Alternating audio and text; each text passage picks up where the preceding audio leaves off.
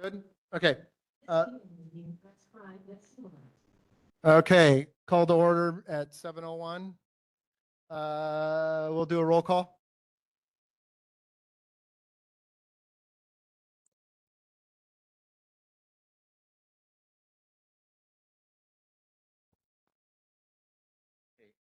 Anderson, Arakaki, absent. Ka'alam, absent. Clark, Conley, online. I'm here. Ferguson, online. Here. Fitch, Glenn is absent. Higa, Imamura Uru, absent. Kiuna, Maeda, online. Mizusawa, Tsuji, Wood. Here. Chair, you have quorum with 11 board members. Okay, let's go ahead and move on then. All right, Honolulu Fire Department.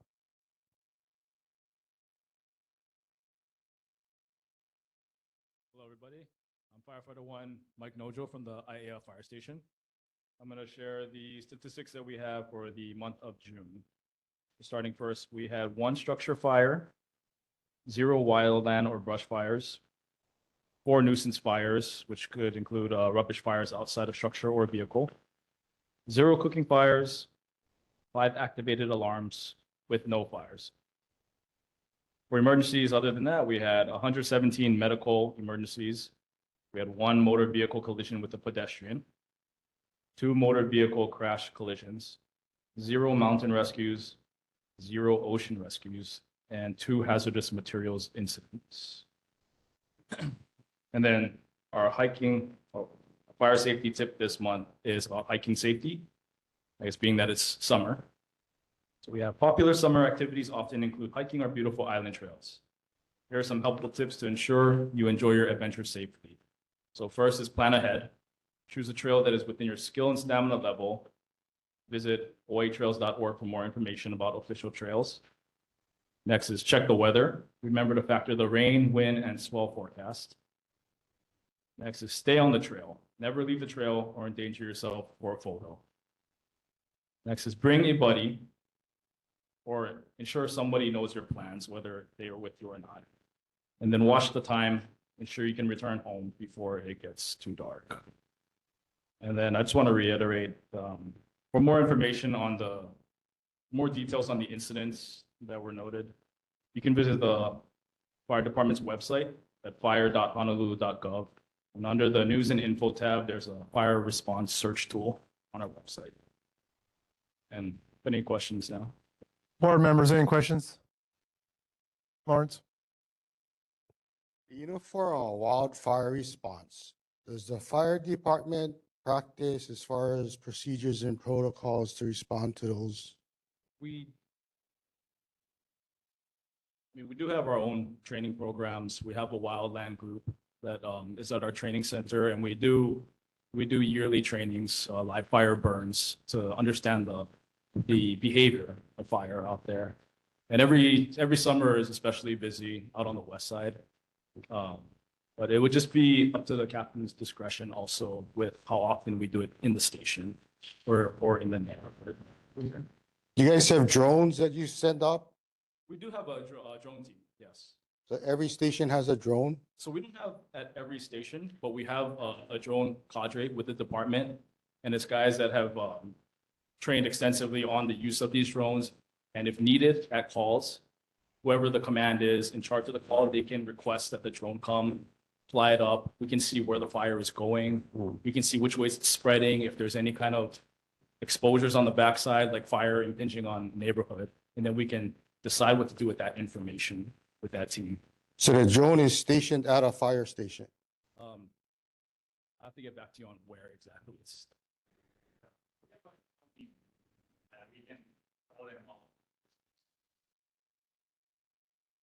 I don't know exactly where I can find out.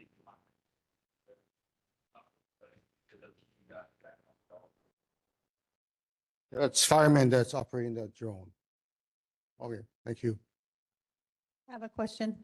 Regarding your statistic on the hazmat, you had 2 incidents. what type of hazmat material and what area specifically was it, did it encompass? So I'm sorry, I cannot answer exactly right now, but we can look that up on our system, on our reporting system. I'm not exactly sure which calls those were that were classified as hazmat incidents. If you'd like, we can bring that to the board our next meeting, or if you'd like us to contact you. No, that would be good. The next, anytime you report a hazmat, everything is so toxic now. I would just want to know in what area and what type of toxic hazardous material was exposed into the air. Definitely. Thank Sometimes it's can be very small, but so it can be just alarm we got at facility, and it could have just been localized from those like that, but definitely we, you know, we have to look at that, because again, there's other platoons that respond, also other stations on our incident, so we have to. Yeah, so the next meeting, if you guys do have a hazardous material exposure, whether it's, small or large, it was contained, you should have that information just to let us know. But if it was, another type of chemical, chlorine in the air or something, we might want to know that. Thank you. Board members, any other questions? I have one. So down at the Halava Bridge on Cam, there's a burned out vehicle down there. It's been sitting there for a pretty good amount of time. Is that an HPD action now to remove that vehicle, or? Yeah. Okay. All right. Okay. Yeah. Okay. All right. Thank you. Community members, any questions for Honolulu Fire Department? Oh, online? No? Okay, guys. Thank you. Thank you for everything you do. Appreciate it. Okay. Honolulu Police Department, HPD. Hi, yes. Good evening, Lieutenant Iwasaki from District 3 Pro City. I have the reported incidents for May 2026 compared to June 2026. Motor vehicle thefts, it was 8, went up to 9. Burglaries was at 2, remained at 2. Thefts was at 17, it went up to 23. And car break-ins was 6, and it remained at 6. The total calls for service for this area, it was 1,316 compared to June 1,086. And total calls for service in District 3 in May was 5,069. In June, we was at 4,519. And I just wanted to highlight a couple cases that we had recently. So starting on June 16th, 2026 at around 7 p.m., a female was arrested for operating a stolen motorcycle, Laveana Street near Target. June 19th at 8 o'clock, 2 Polynesian females, which we're still working on, robbed 2 juvenile females. I think they're like 11 and 12 years old, fronting TJ Maxx. Like I said, that's still being investigated by our detectives. And on June 23rd, 2 males were arrested for stealing 2 motorcycles right across Pro Ridge. So 3 incidents I wanted to highlight. Also, we just got our e-bikes. So I know e-bikes been a problem, but District 3 Pro City acquired a number of e-bikes, which we'll be training on. And sooner or later, we'll be sending the officers out on there. So that'll be good for all these. I saw last month concerns, especially on the bike path for the homeless camps, ʻAiea Bridge area, the bathrooms at Kahele. There'll be more mobile to go and enforce those, violations and stuff. So yeah, we're still working on the training. Once we're trained, then these e-bikes will be deployed out on patrol. I think District 3 will be the first to be starting that program as well. Okay. And that's Board all I member- have for my Board members, Lawrence? Then Jane, I'll get to you next. I had a question. You know the new police chief, is he gonna be doing like a meet and greet to all the neighborhood boards? I'm not sure. He's going around to the districts right now and doing a meet and greet with us, but I'm sure he'll get to that. But I'll get that information. He's coming to District 3, I believe, next week. So we can ask him if he'll be coming out to all the neighborhood boards to introduce himself as well. I'm sure it's in the works. And I think there was a concern about the Pamoho place. I sent out my officers, they did some enforcement, but is it still going on? Is it still a problem over there? Yes, but I don't wanna be the parking police of my neighborhood, so I just figure it is what it is. Okay, okay. But yeah, well, I mean, we'll continue enforcement there. Right, thank you. Jane? Hi, I would just like to highlight what an enormous problem the radios of passing by cars on the road is. It's a safety problem. It's a health problem. I would love to explain that if you need me to. I'm a registered nurse and I'm telling you, the health impacts because of these radios are enormous. But there's health, there's safety, distracted drivers hearing this on the road. It's a big safety concern to me. And the nuisance is off the charts, just off the charts, disturbing my neighbors in my district. No, I totally agree with you. I'm sorry if I wasn't Yeah. clear. I am talking about the volume of radios and cars. If that Yeah, wasn't that's no, I totally agree with you. That's the new thing is these how loud you can get your radio. So we are enforcing that. We do issue citations on a weekly basis for that. Um, when our officers do encounter them, they do get stopped, they do get cited for it. So there is a law that prohibits any sound within a distance of 30 feet. So and it's been a problem too on the weekends. Koala Street out in Pro City here, where all the cars gather, and they've been doing that every weekend. So we do enforce it. Even if they're on private property, they can't. The radio shouldn't be heard more than 30 feet distance. So yeah. May I ask if fines are being imposed? Or I'm is sorry. Are fines being imposed or is it warnings? I mean, how, it's, I guess none of my business, but how are you able to prove that in court? No, it is a citation, and yeah, they would have to go to court to prove that they were not in violation. Yeah, but our officers do have body worn cameras now, and they can be heard through the body worn camera. So they could be like, say, it's at Foodland Farms if you're familiar in Pro City, and if the officer can hear it at Walmart, that's way more than and our 30 body worn feet, way cameras do more than pick that 30. up. Yeah. So are Yes, and yeah. fines being imposed and paid? Yes, definitely. Yeah. So they get a citation and they can pay for it. They can appear in court. So they are being cited, and then they can choose whether to pay a fine or appear in court to try to contest that they were not in violation. Can I ask how long y'all have been attacking that problem? Because I have not noticed this to have diminished in any sort of way in 12 months. Yeah, loud stereos has been a thing back from when I was in my teens, but this new thing with it's like a challenge how far people can hear you, and they post it on social media.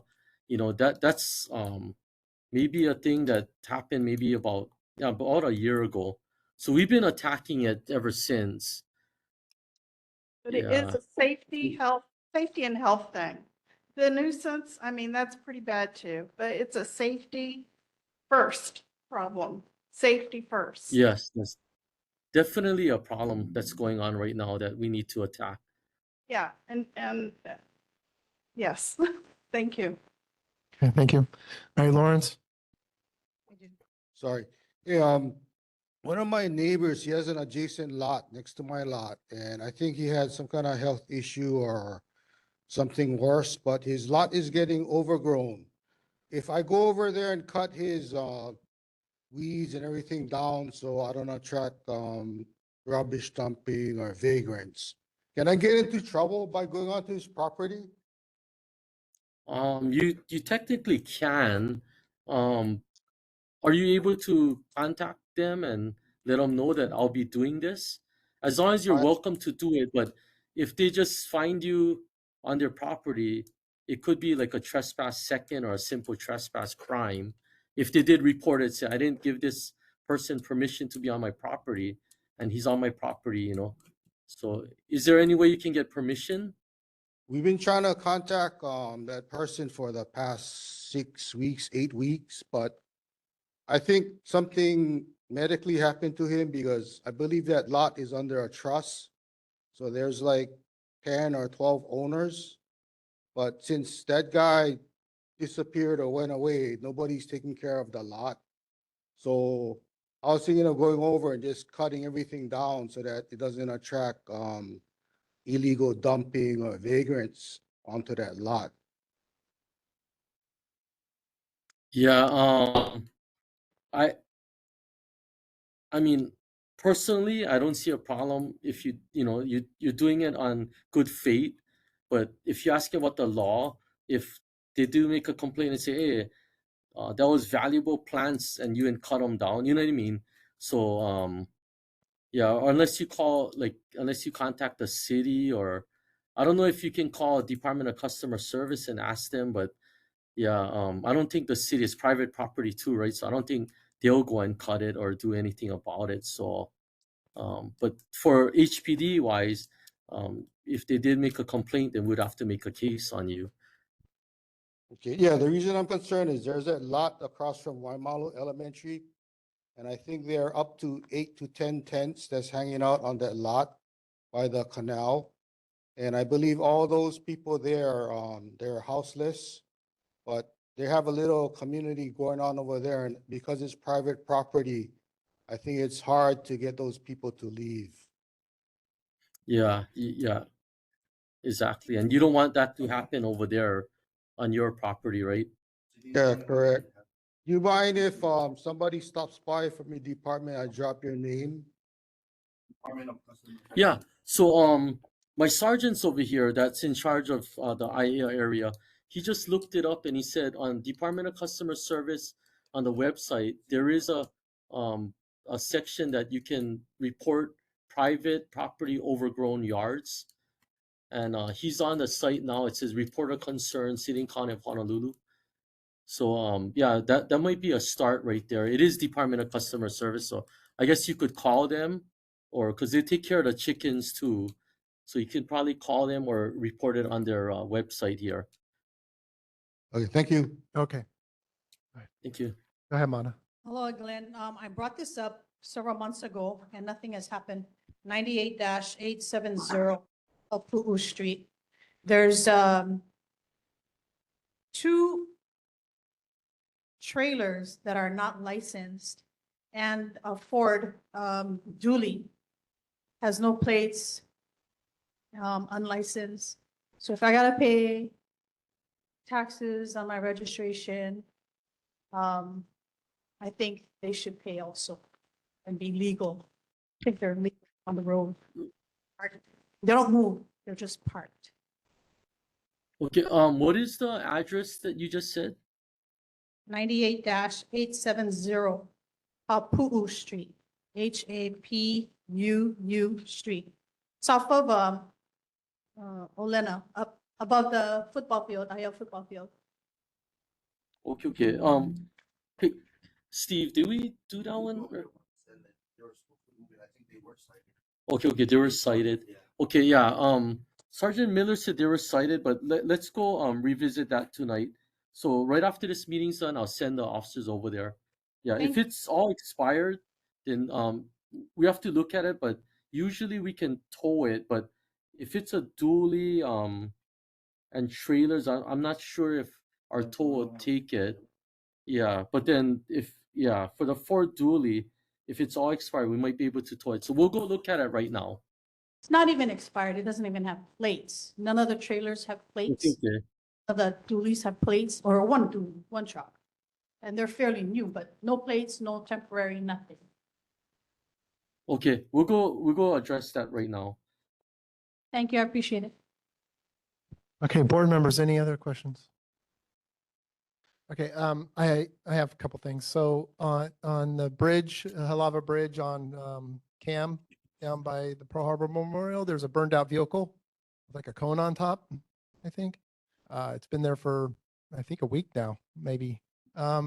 Is that gonna be taken care of, do you know? Or is there a reason why Yeah, that so vehicle's there? Yeah, the burn vehicles, every time I go home on the H2, there's one as well. So when they burn, first of all, the tows don't take it because it's too hot. But once it's you know, it's cold enough to take it, what's happening is the tow companies don't take it if there's no VIN number. So if the VIN number burns, then they refuse to take the vehicle. So what happens is our criminal investigations division auto theft section, detectives have to go out, and there's, they have VIN verification methods that they do to verify the VIN. And once we verify the VIN, then the tow trucks will take it. And that's why they're sitting there on the side of the freeways. Every time we have a burned vehicle, the tow trucks will just leave it because they won't take it until that is verified. So yeah, so that will be taken care of. I'll check on that. Halava Bridge, right? It's Yeah. right on the bridge. Yeah, it's Yeah, literally right we'll on the check on it bridge. again. Yeah. Yeah, and if we 'Cause can I- find the VIN, then the tow will take it. They have to take Yeah. it.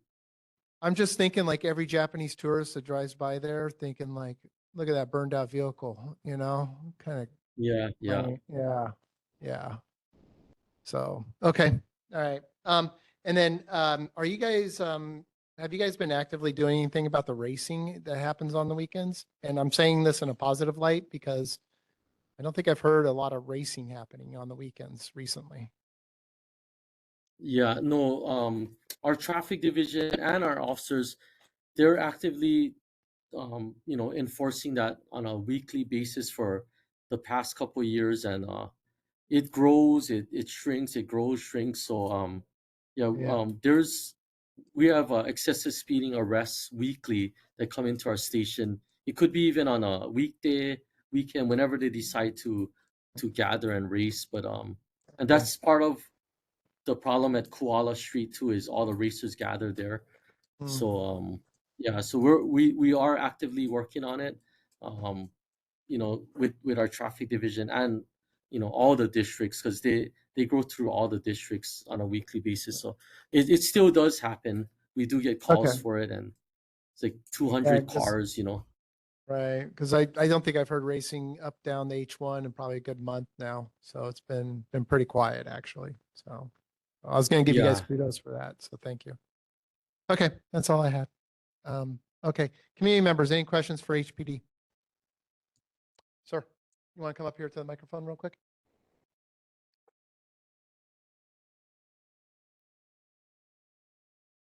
So I just recently moved back to ʻAiea from Milani side, and I have a growing concern about that, the bathroom on ʻAiea, to the left of Newtown Rec Center. What's being done about that homeless encampment over there? Is that right above? Is that the property right above the driving range? Yeah. So yeah, our community policing team, I'll let them know again if there's a community over there. I think they have to kind of hike in. So I know they put the drone up to look. I think even the driving range has a drone to go look over there, and it's kind of a hike for our officers to go down there, but they do go at least once a month. But I'll let our community policing team know again to take a visit in there if it's growing. Yeah, they're kind of deep inside, right?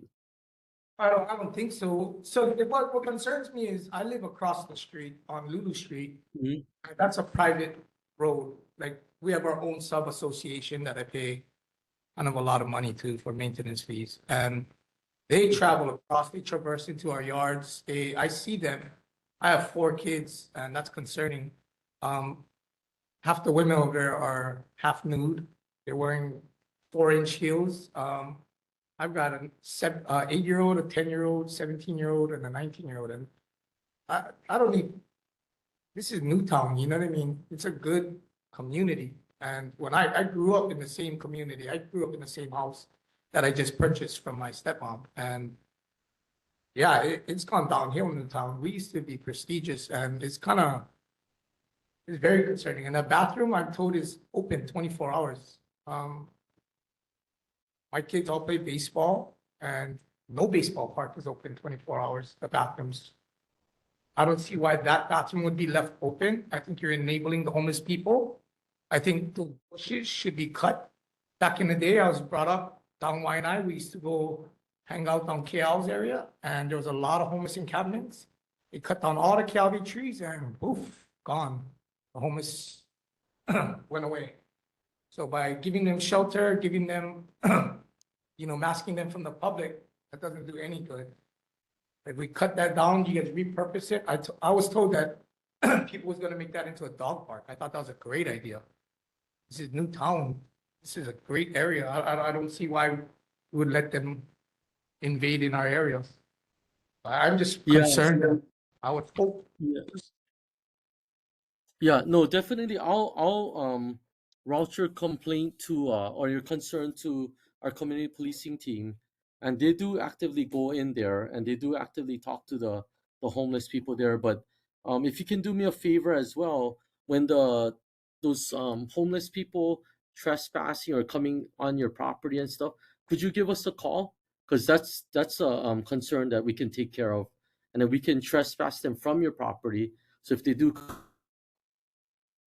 So, because we don't want them going into the homes and stuff like that, or walking on your property or near your house and stuff.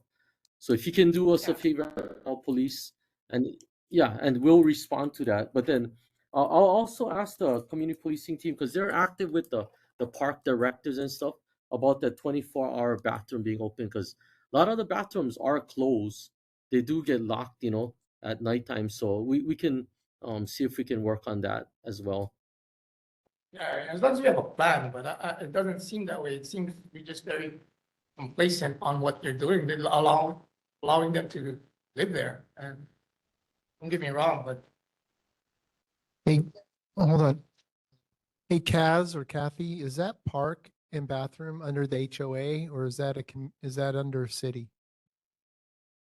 That's a city and county bathroom Okay. and thank you. their land as well. Okay, got it. Thank you. Okay. you love to cut the grass over there. No, not you, but there's other entities that would be responsible for that. Okay, Makanani. Hi, aloha. I'm from Ke'aloha, West Oahu. We're an outreach organization. We cover ʻAiea area. I'm not familiar with that bathroom though. Can you give me an address to that restroom and we can go and check it out on Thursday? Yeah, I think we can do that. I have it. It's 98456 Ka'ahele Street. 98456 Ka'ahele. Yes. And then I can just leave my number if you guys want to just jot it down. And if you guys have any more concerns, you are more than welcome to call us. My number is 808-745-7880. And we canvass that area on Thursdays. So we can go out there and make sure that we address the situation. We'll just offer them services, and see how open they are Right. to it. Yeah. Yeah, I'll get with the Department of Parks about the bathroom hours and other things too. Okay, thank you. So aloha. Yeah, if Makanani, you- Makanani, do you work with our community policing team? Christy de Guzman and Yes. Yes. you do work with them. Okay. Because I was gonna connect you with them if you don't, but you're familiar with our community policing team? If you actually, they work directly with my director and then she lets us know when there's enforcements or anything that needs to be done. And then we just go out there. But if you have her phone number. I can contact her and we can work something out. We can plan something to Yeah. go out together. I just wrote your phone number down, so I have them contact you. Okay, sounds good. Yeah. Thank you. Okay, I appreciate it. Aloha makanani. Just want to say if someone can check on this gentleman right across the ʻAiea Library in the open field. He sits on a chair and he has 2 trash bags next to him. And I know he's houseless. No matter if it's raining, day or night, he's there. So if, Across the ʻAiea library? yes, if someone can offer him services, he's there all the Okay. time. Okay, we'll go and check out the area. Thank you so much. Thank you. Okay, anybody else going, any other community members? Okay, nothing heard. Okay, that was a long one. Okay, HPD, thank you so much and appreciate everything you guys are doing. So, thank you. Thank you. Okay, let's move on. All right, we are now going to board business and election of officers. So, Curtis.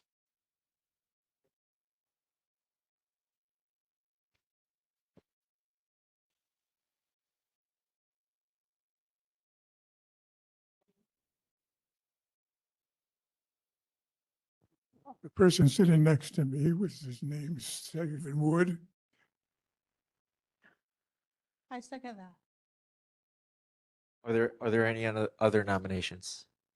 Okay, seeing none, Bill Clark nominates Steve Wood to serve as chair.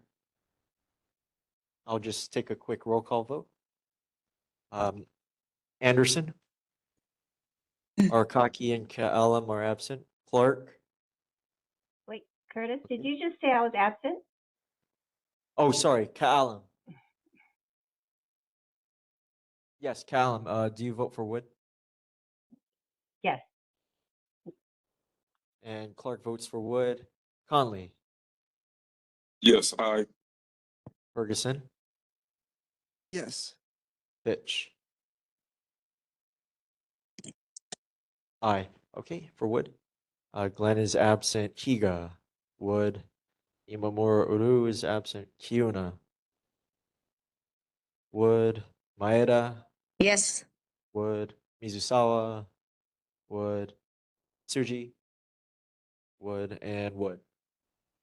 Wood has been elected with 12 votes. Thank you. Thank you, guys. Appreciate it. As always, I really appreciate it. Thank you. And now we'll open the floor for vice chair. Nominations for vice chair. Are there any nominations? Just use the microphone. Yeah, Mr. Mizusawa. yeah. And I'll Rich- second that. And Richard, do you accept the nomination? Mizusawa accepts the nomination. Okay. For the sake of time, do you just want to go by unanimous consent? Yes, that'd be fine. Okay. Arakaki, Glenn, and Imamura Uru are absent. Do any of the 12 members object the nomination for Richard Mizusawa to serve as vice chair? Okay, seeing none, Richard Mizusawa has been elected with 12 votes. Congratulations. Now moving on to the board secretary. Are there any nominations for the board secretary?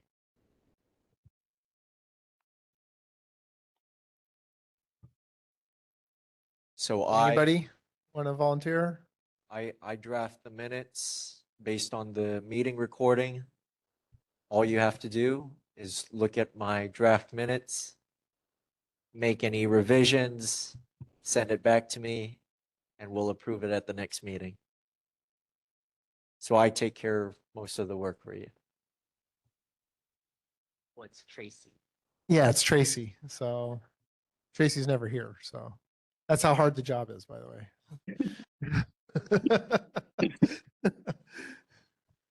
Are there any nominations? I nominate Lawrence Higa. Yeah, Lawrence is good at this job. Yes. Yes. Okay, Lawrence, do you accept the nomination? Okay, all right, I'll second, Lawrence- okay, I second Lawrence that. accepts the nomination. Are there any objections? No, no objection. Okay, seeing none, Lawrence Okay. Higa has been elected board secretary.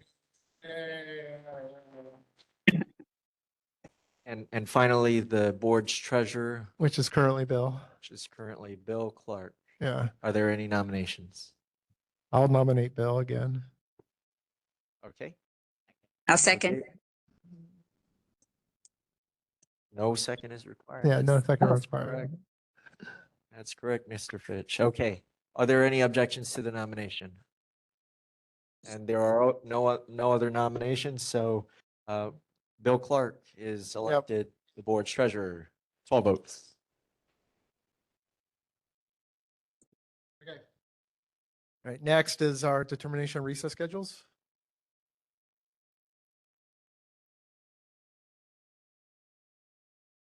Okay, so based on the board's recess schedule from this past year, the board did recess in August of 2025, December of 2025, and June of 2026. The proposed recesses for this next year is August 2026, November 2026, which is the day before Veterans Day, and June 2027. Does anybody have any issues with that? Or do they want to change it to a different month? Does it follow the legislative session? Where's Elefante? Is he here? It does not follow the, well. Richard. Meeting the entire. What's the legislative schedule? From January to January. So no recesses. Oh, thanks. Okay. All right, any other questions? All right, does anybody have any particular month that they would prefer to have off outside of these dates or these months? So we're talking August, November, and June, right? Nothing heard?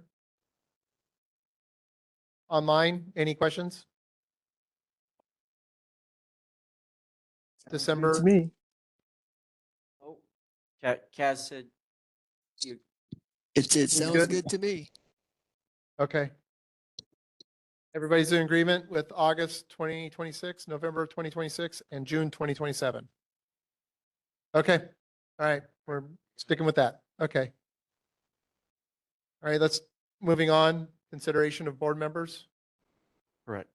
Yes, Okay. so consider of board member Tracy Arcaki 7 absences and request for a motion to declare the seat vacant pursuant to neighborhood board I'd plan. like to go ahead and make a motion to vacate that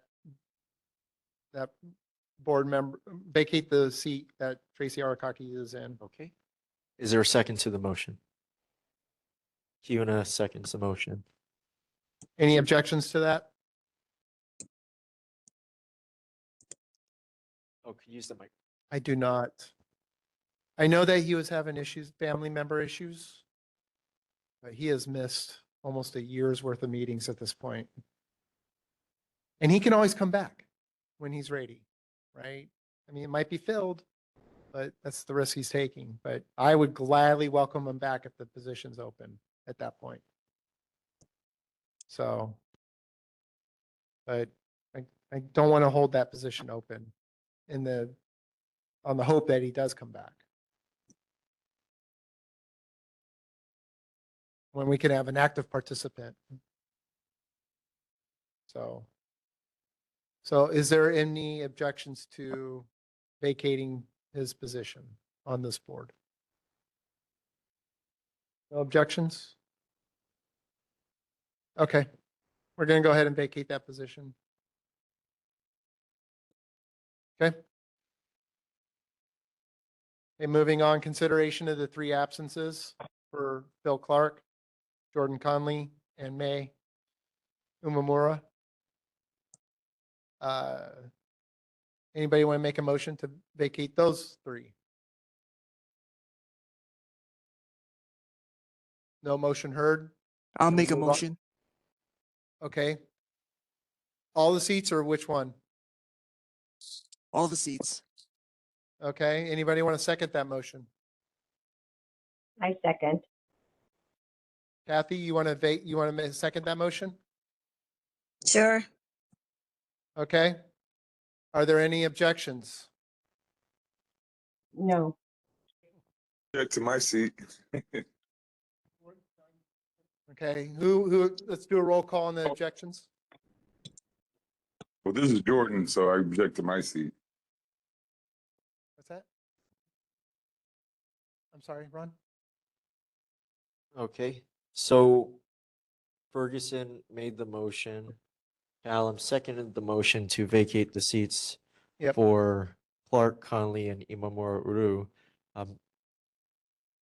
Can you please indicate if you are in favor of vacating the seats? I am against vacating the seats. I want to keep my seat. Yes. Who is in favor of the motion? Jordan Conley. I'm Jordan Conley. I want to keep my seat. I'm So against you would the be motion, I guess. against, yes, you Yeah. would, you Yes, would against the oppose the motion. I want to motion. keep my. Okay. Yeah. Who is in favor of the motion? If you could please indicate. Okay, we'll do a roll call. He's gonna do a roll call, Ron. Anderson. Can I? Or you want to ask a question first? Yeah, I'd like to ask a question. Can I Okay, hold on, modify? time out. Hold on.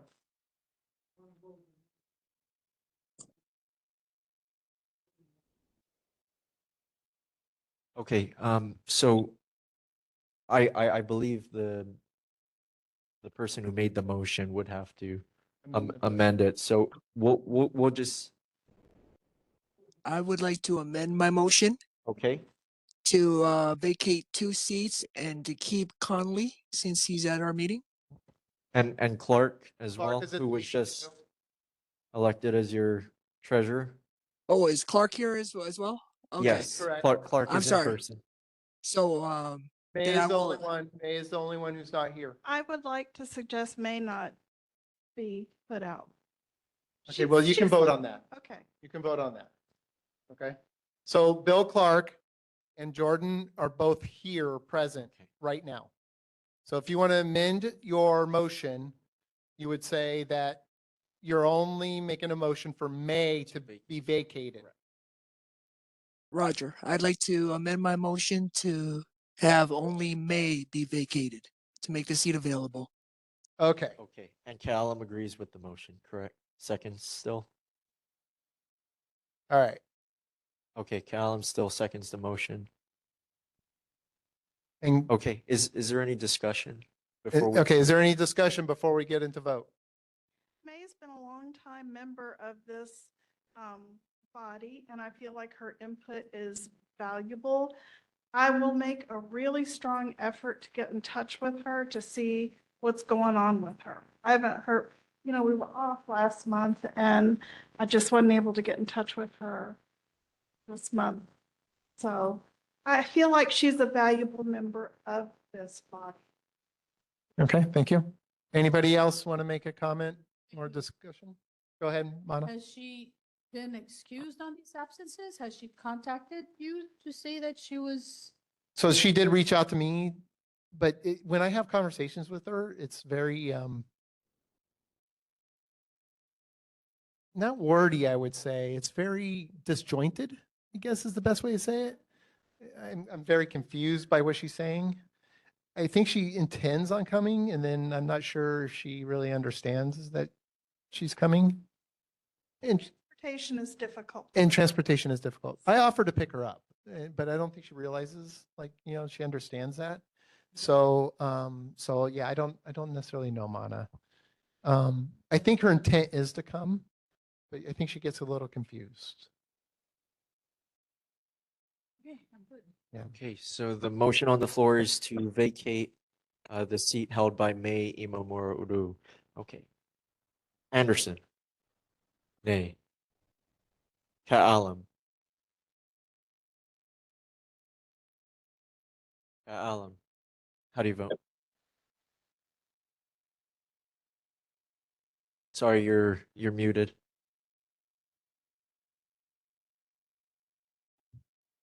Nay. Yes. Nay. Nay. Okay. Clerk. How do you vote on vacating the seat? The seat that I want, No, May. For May Imamura no Uru. objection. So you oppose the motion? Said no object. No objection. Okay, so that's an aye. I vote. Okay. Conley. Nay. Nay. Ferguson. Aye. Fitch. Glenn is absent. Higa. Abstain. Imamura Uru is absent. Kiuna. Aye. Maeda. Aye. Mizusawa. No. Tsuji. And Wood. I do not want to vacate. Tsuji and Wood vote no. On a vote of 5-6 to 1 abstention, the motion has not been adopted. She retains her seat. Okay, thank you. Okay, let's move on. Okay, approval of the written summary for the video record Tuesday, May 12th, 2026. Russell? Chair, I wanted to make a motion to amend the minutes, specifically on page 5, the top of the page referring to paragraph D on the Department of Health, Child and Adolescent Mental Health Division. The on number 3, they identified a community member, Trisha Sakamoto, and they identified her on the written minutes as a community member, except my understanding is she actually works for Department of Health and the Child and Adolescents Division Office in particular, and actually submitted written testimony, I think, to the board in the past, having her title as a risk management specialist or something. So I just wanted the minutes to accurately reflect that. Okay, thank you. Okay, can you provide that to Curtis? Okay. Okay, great. Okay. Any other changes to the minutes from anybody else?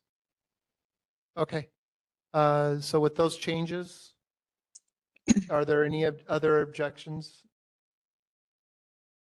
Okay, nothing heard. So, okay, so go ahead and make a motion to approve the minutes as they are with those. Okay, I'll just second. Okay, I'll second Russell's motion. Any objections then to the minutes or?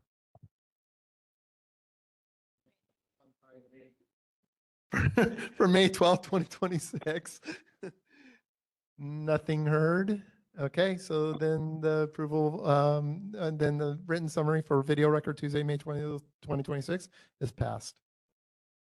All right, let's move on. My throat's getting a little sore here.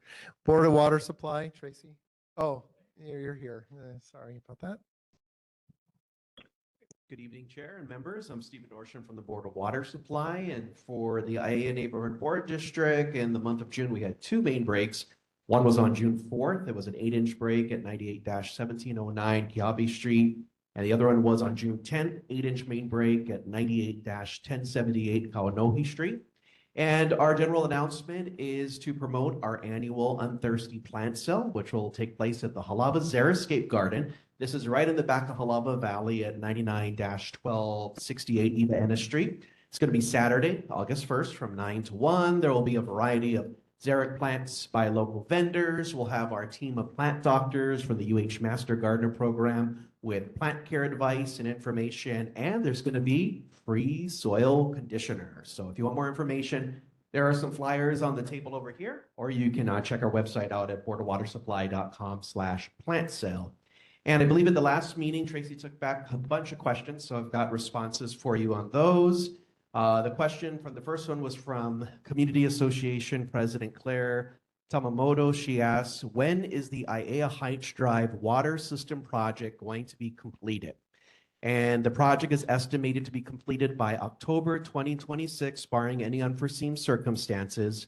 And the latest project update I have on that is the contractor has completed connections on the lower end of the project along ʻAiea Heights Drive. Additional work does remain and will be performed at a later date. The additional connections fronting the ʻAiea 277 reservoir are scheduled, actually should be happening currently right now. And then the final phase of the project will be on Kahilani Place, which includes approximately about 1,700 linear feet of 8-inch main. And then we had another question regarding the Ka'amilo wells PFAS treatment. The question was how much PFAS is being removed. Our response is the treatment system is designed to reduce PFAS concentrations to levels that comply with all applicable U.S. Environmental Protection Agency and Hawaii Department of Health maximum containment level requirements. And the second question was, what happens to the PFAS water after treatment? So PFAS is removed from the source water using granular activated carbon, known as GAC, which captures the PFAS as the water passes through the treatment system. Once the GAC becomes saturated, it is then removed and disposed of in accordance with applicable regulations, which currently include landfill disposal. And then last but not least, the question was from a community member, when is the Board of Water Supply going to pave the rough 6x6 patch from the main break on Halawa Heights Road? The main break occurred a handful of months ago, and that has all been completed. Pavement restoration, including the speed hump and roadway. They finished that on June 16th, which was a Tuesday. And those are your responses. Okay, board members, Lawrence. Is BWS working with the Navy as far as reactivating that Halawa well? Good question. I'll find out for you and bring that back to you. Thank you. Any other board members, questions? Okay, nothing heard. Community members, Claire. So thank you for the update. You're welcome. So if I heard you correctly, so October of 2026 is when the ʻAiea Heights work. Is that all the work in ʻAiea so that the yard over there will be open? Yes, correct. Barring any unforeseen circumstances. So you know how construction projects are. If something pops up, that date may be extended. But yes, based on everything, we're aiming for October of 2026, and that does include that yard over there. Yeah. You're welcome.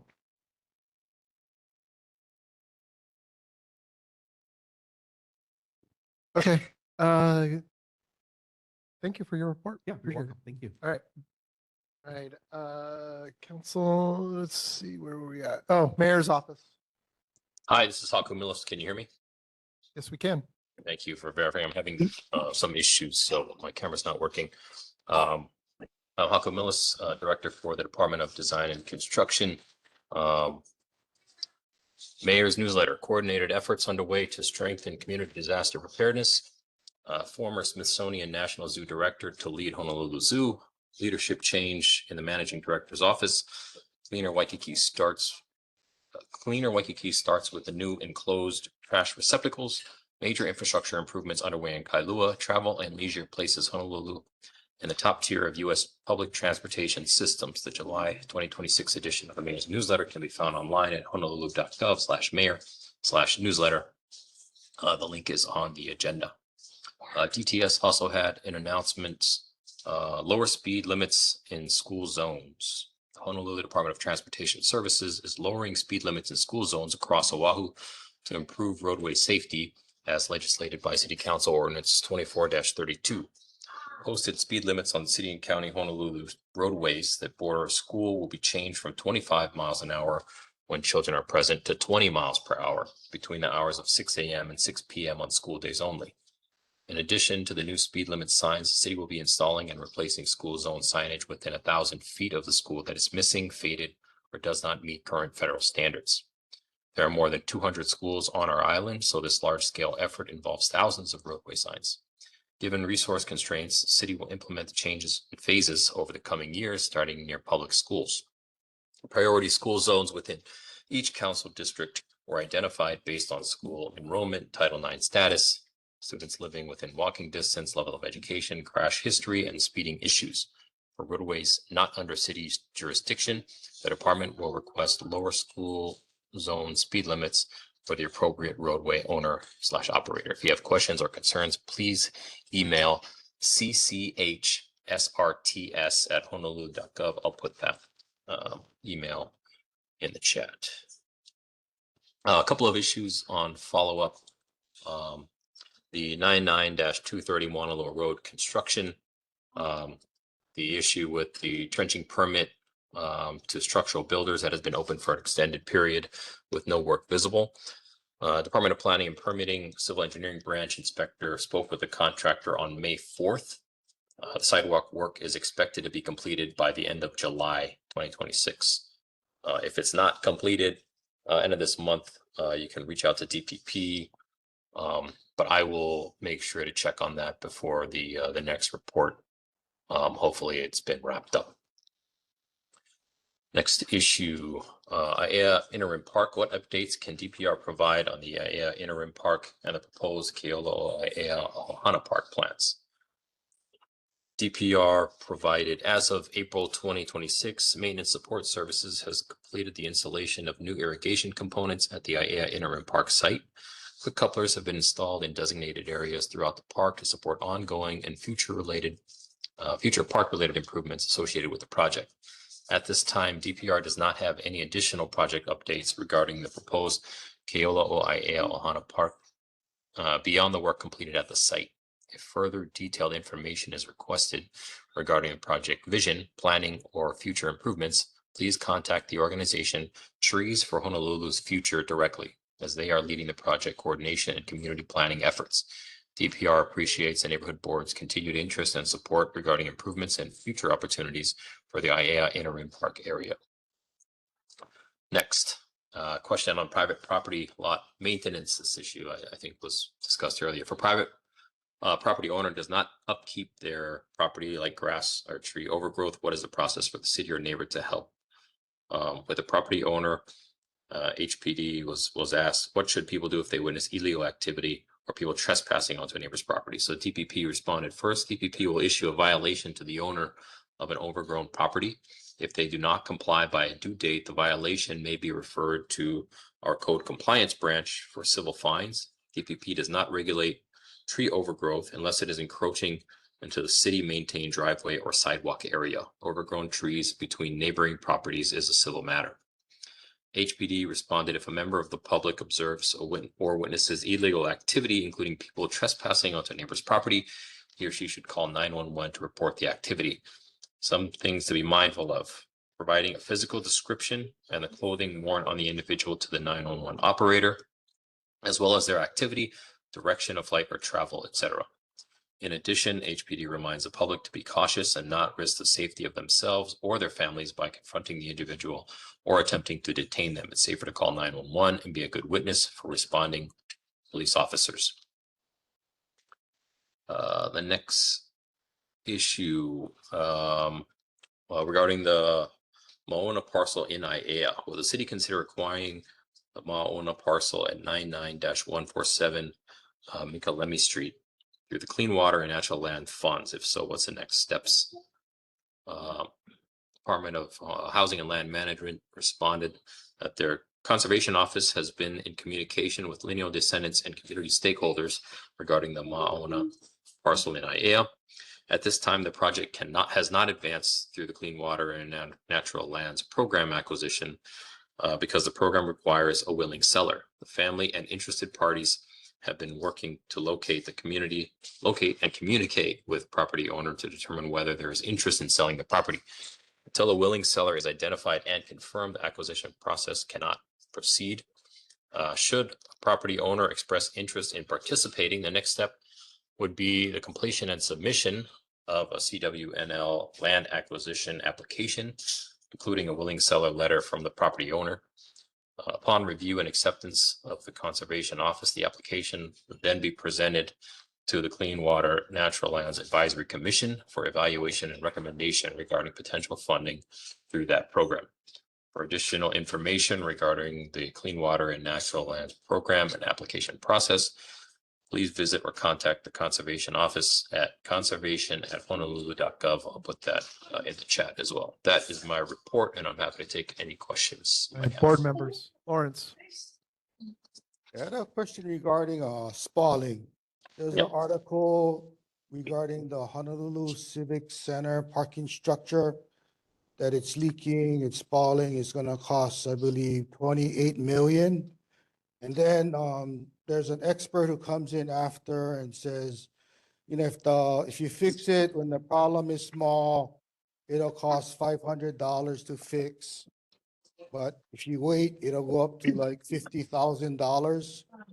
The reason I bring this up is, you know, some of the rail columns, I notice, micro cracks in them. And I don't believe it's gonna cost a lot to waterproof those, micro cracks. And doing it now would save a lot of money down the road. But as far as, maintenance on city or state, facilities, I know it's lacking. Everybody waits till it falls down and then they fix it. But is there any way, somehow things can be budgeted in so we take care of minor issues now so that we don't have expensive issues down the road? That is a great question. Ideally, we have enough resources in the form of manpower and funding in order to upkeep all of our facilities to avoid significant CIP projects. Speaking of the Civic Center parking structure, which is under my department, this facility is extremely old and has outlived its life. The main issue with that one is the trees that have been planted in there. The roots have affected the waterproofing, the spalling underneath. While we have been maintaining and patching spalling over the years, it's gotten to the point that we really need to redo the waterproofing so that we don't have to keep patching forever.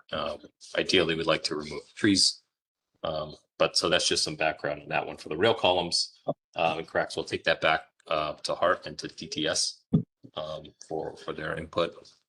As you mentioned, you know, investing a little bit of money now will save us a lot more money in the long run.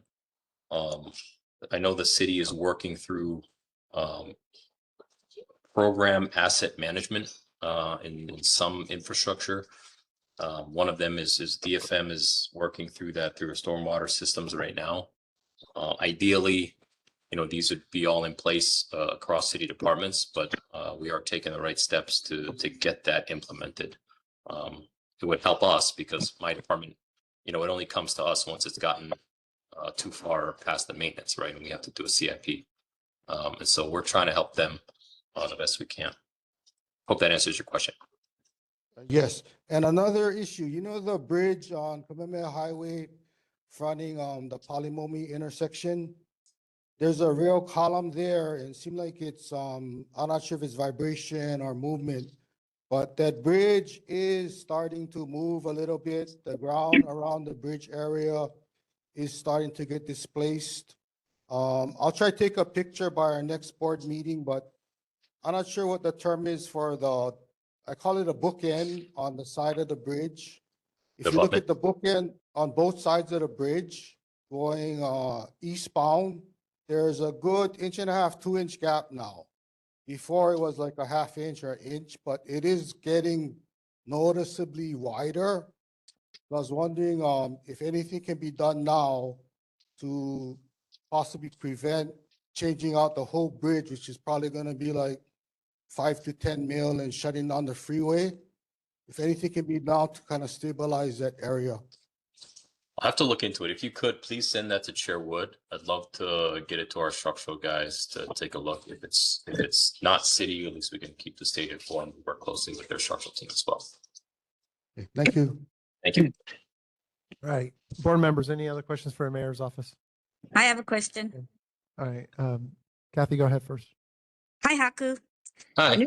Newtown Estates Community Association would like to know who we can talk to get an area at the end of our driveway maintained.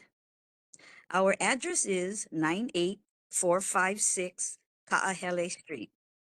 Our GM has reached out to someone we were told is in charge several times, but have not received any responses.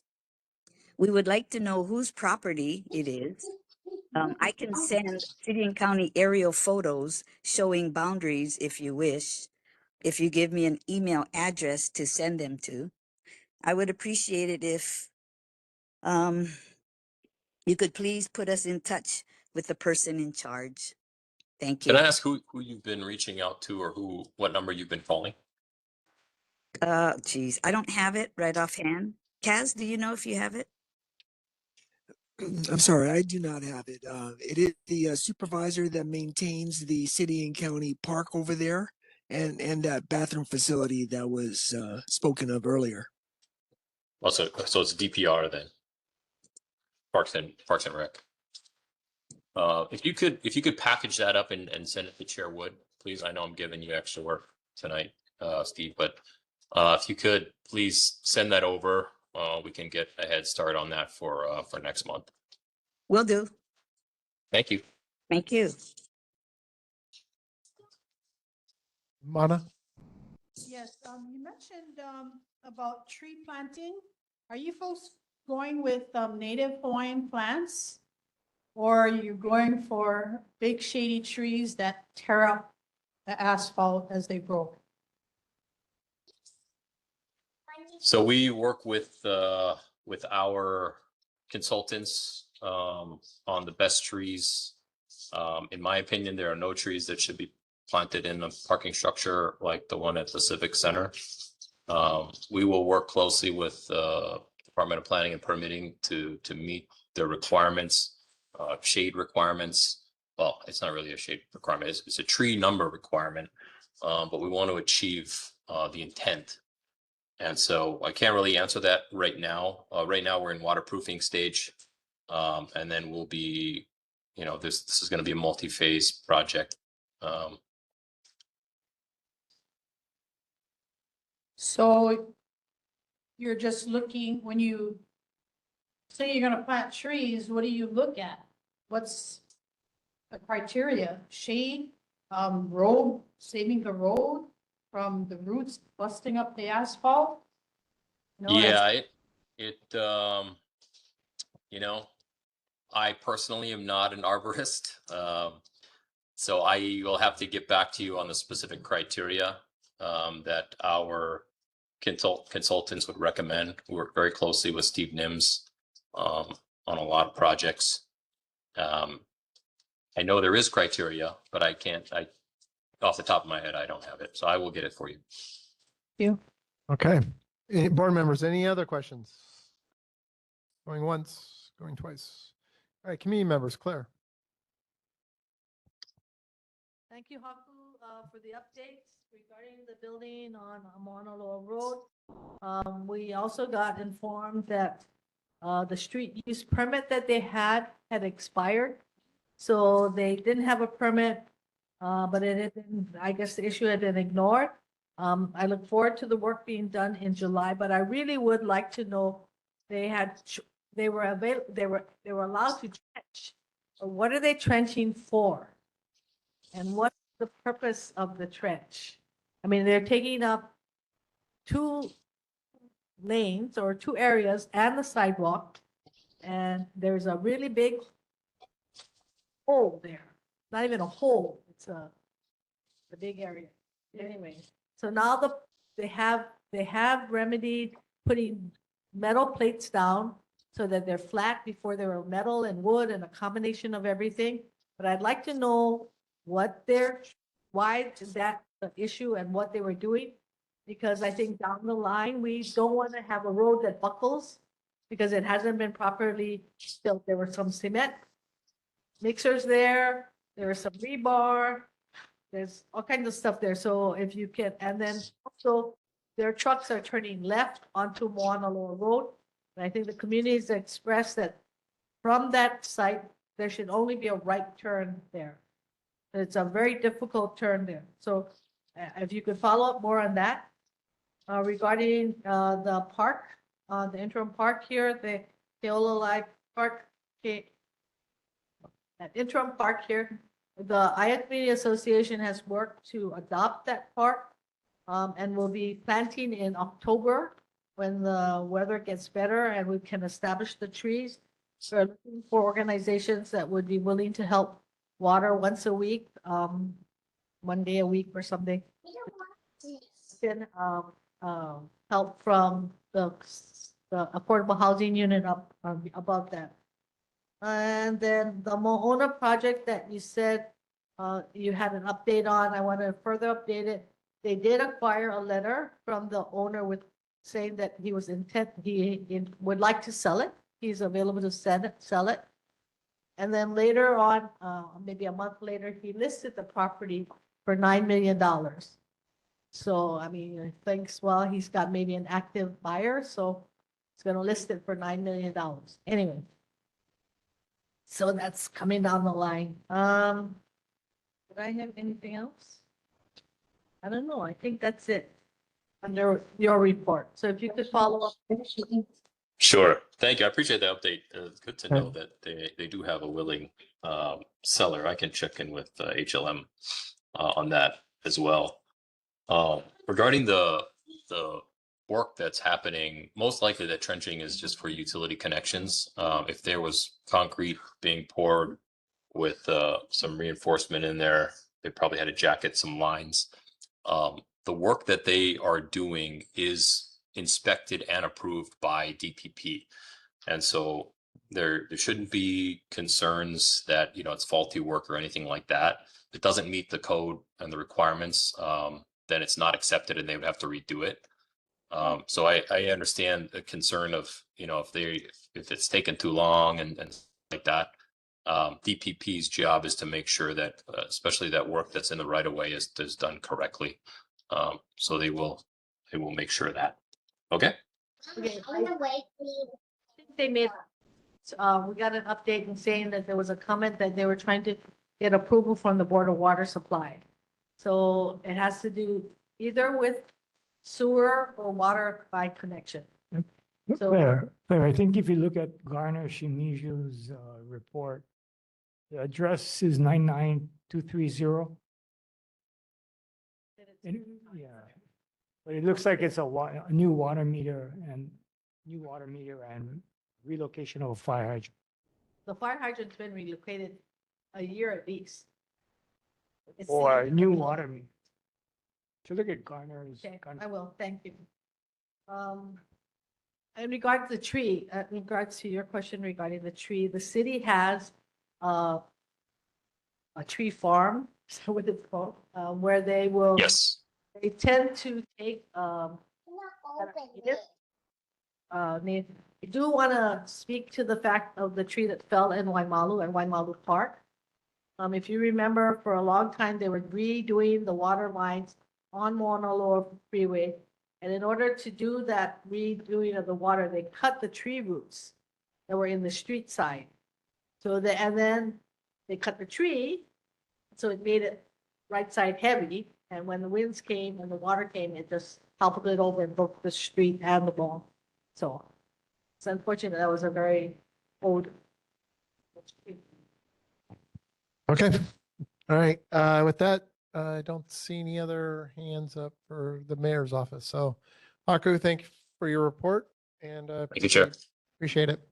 All right, Thanks. Councilmember Cordero, Good evening. welcome. Good evening. Congratulations to your election of Yes, thank officers you. again. Congratulations, Chair and Vice Chair, Yes. Secretary and Treasurer. Aloha neighbors. My name is Radiant Cordero, your council member for Council District 7, from Kapalama to a good part of ʻAiea.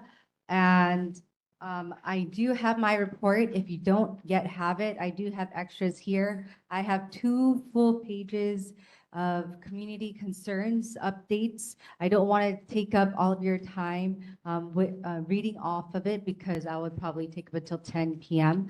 But I do want to invite you all to the Makalapa Neighborhood Park for the Summer Bash on Saturday, July 31 from 12 to 4 p.m. It is a great event. We are going to be sending out mail to our neighbors in Halaba Estates, Makalapa, so that we can invite them as well. But I wanted to invite you all to, it's going to be hosted by the Makalapa, the Friends of Makalapa and Hui, the Tri-Center as well. And we're partnering with them too. There'll be a bouncy house. And I believe we also just got our permit. So we're excited about that event. You can see that on my first page, on my pages 2 and 3. Once again, this is all of our community concerns responses. We have a ton more that are pending responses, these are the ones that we have received responses for. So if you don't see your concern here, please know that we are actively following up on those concerns as well. I do want to highlight, while I've been reporting to my community associations, business associations, and different neighborhood boards that I didn't have a city budget to present. We did just, I guess, finalize the city budget this past week or last week. I don't know what day it is right now, but last week, I think. And so there are a few things in here, especially for our ʻAiea community that you'll see in the budget, namely things that I could see right off the bat. Traffic and pedestrian safety improvements for Moanalua Road and Ualu Street intersection. And then I can see from here, speed humps or speed tables, hopefully to slow people down on Ka'amilo Street and more. One thing that I've been putting into the budget that I know that the city administration and our HPD administration are kind of at odds about is investing in our community policing. They are the people that are doing the programs at our school, but not just that, but doing outreach and doing a lot of the programs, educating everyone from Keiki to Kupuna and everyone in between. So I'm really wanting to just pour into them, whether it be vehicles, vans, but especially a continued community policing fund, which I've been putting in, although I know the city administration, the mayor don't want that. It's okay, it made it through thanks to my colleagues. I do also have great projects that I know that Director Millis is helping different city agencies take care of in the city budget. So you can see some here as well. I do also want to note that in my Committee of Infrastructure, Transportation, and Technology, I had NASCED do a presentation. So huge shout out to Sam, to Mr. Yudao for joining me. I also rounded out my traffic safety discussion. Finally, I had the Hawaii Department of Transportation join us. So I had Director Ed Sniffen talk to us. Before that, we had HPD and our Department of Transportation Services as well. And you can see information about that on page 6, I believe. Next up, regrettably, the rates for the bus and handy van and other transit fares are going up. I was just that took effect July 1. You'll see the fare table here, or you can go to thebus.org for more information. Okay, no, I'm trying to rush. I do want to alert people to a new scam in an email. DPP is not going to email you a notice of violation and tell you or a request for any further information, especially in particular for an application approval fee. If you see something that's out of the ordinary, maybe it's not coming through you through snail mail, make sure to contact the Department of Planning and Permitting by calling 808-768-8000. Easy number to remember, okay? And if they are coming to your door, please ask to see a valid city identification badge. Write down the individual's number. If you're getting that weird gut feeling, if you think they're not from DPP, but they're utilizing DPP and the issue of issuing a notice of violation as a scam. So please be aware and careful. Next up is for pedestrian traffic safety. In addition to what Director Millis mentioned, I do want to specifically note that there's going to be work at Moanalua Road and Nalapaka Place, traffic engineering devices at various locations. Project Phase 3A will include new curb ramp signage, pavement striping, and rectangular rapid flashing beacons, which we call RRFBs, at that intersection. And more information is on the second to the last page of my report. And I know that was really long, but there's a lot more information. If you go to honolulucitycouncil.org, click my face. I have all of my reports there. Yeah, you can see everything over there. So connect with me if you need to, but I'm here for now. If I got to go prepare for my committee tomorrow. Board members, Lawrence. You know the bus stops that you guys put up Is there a way to make that harder for the houseless to take it over and make it into their shelter? Because there's a lady living at a bus stop by City Mill on Mauna Loa. And when I drive by, a lot of times her left side is arguing with her right side. So she might have some issues going on, but she's been there for weeks. And I believe because the bus stop is sheltered, it's covered, it's flat, so it's easier to sleep on. Is the city designing bus stops so that it's harder to sleep on the bench? So there have been different design changes throughout the years, and the benches have changed. Not specifically for that in general, but for individual seating, which comes with the, I don't know how to describe it, handlebars on the side.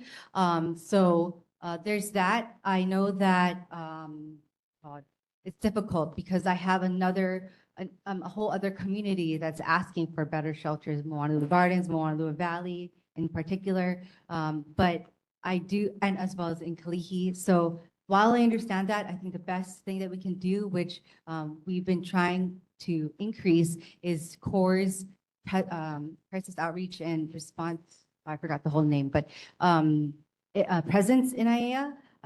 We've actually seen them in the lower part of ʻAiea. I've been with a few neighbors after they've met with CORE. So I'll definitely make sure that we'll direct them to that area as well. Thank you. Board members, any other questions? No? Community members, any questions for a council member? Okay, thank you for your. Sorry, I have a question. Hi.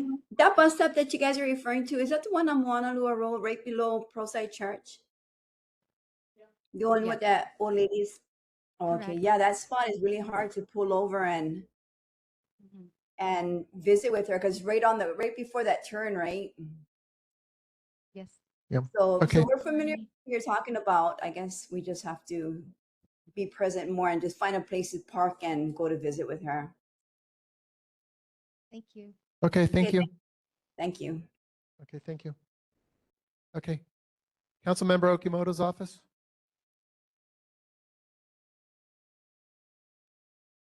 No?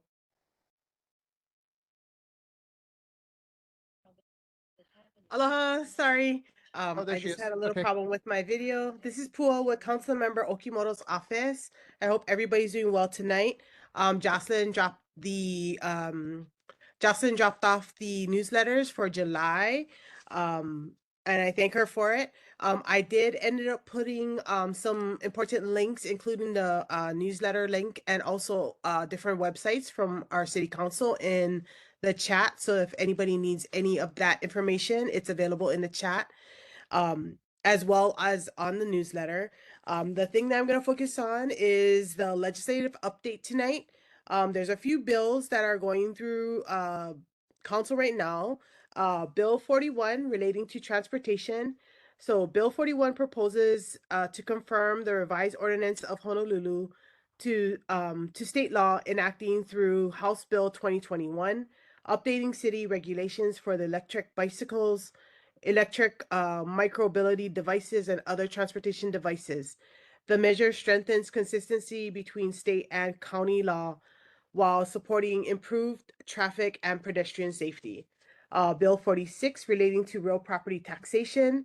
Bill 46 would increase the real property tax homeowner exemption for homeowners 65 years of age and older from $180,000 to $200,000 beginning in fiscal year 2029, provided additional property tax relief for Oahu Kupuna. Bill 47 relating to the motor vehicle weight tax. Bill 47 seeks to cut the city's vehicle tax weight tax by 1.5 cents per pound. Currently, Honolulu residents pay an annual of 7 cents per pound levy on the commercial and passenger vehicles registered in the county. Bill 50 relating to funds. Bill 50 would repeat the Land Conservation Fund and direct the city Department of Budget and Fiscal Services to transfer any monies that fund that's to a similar fund.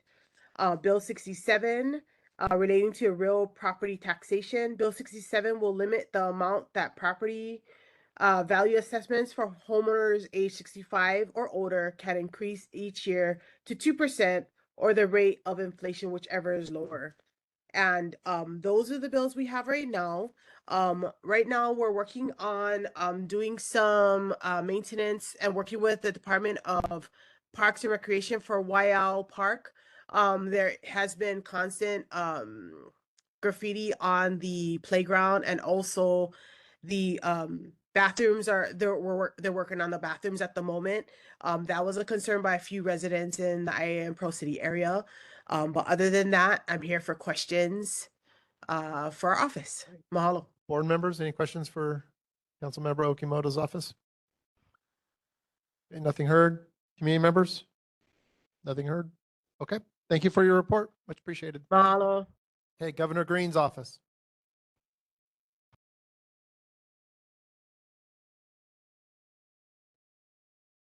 Everyone, Shelly Kunishige from the Department of Transportation for Governor Green's office.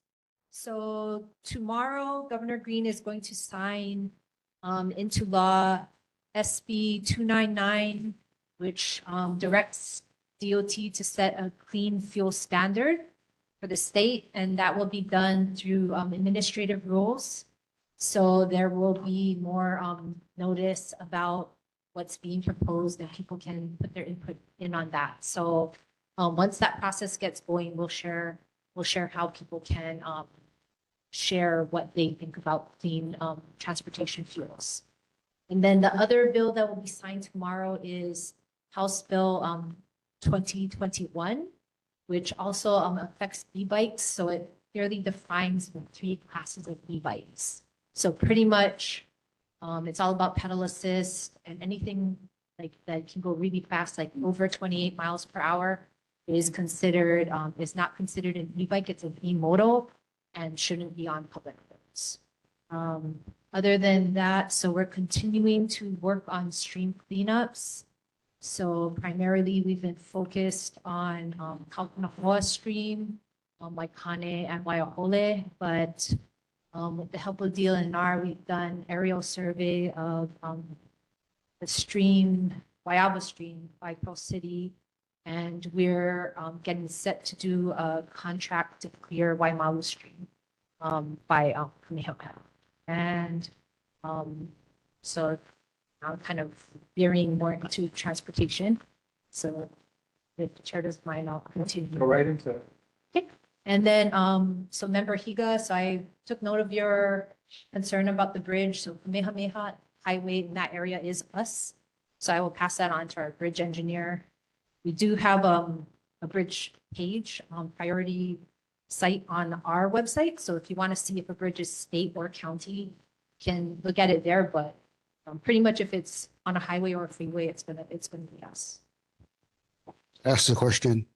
Do I need to follow up and take pictures of that area, or you guys are just gonna handle it? So I will put that down. I've been maintaining a spreadsheet, and council member and Senator Elefante have been sending concerns. So I will update in that spreadsheet. I'll send a link for that to chair. Okay, thank you. I was gonna drop Steve off and have Steve run around there, take pictures. Thanks. And then regarding houseless individuals, so we did clear by Newtown Driving Range in a joint operation with UNR Docare today.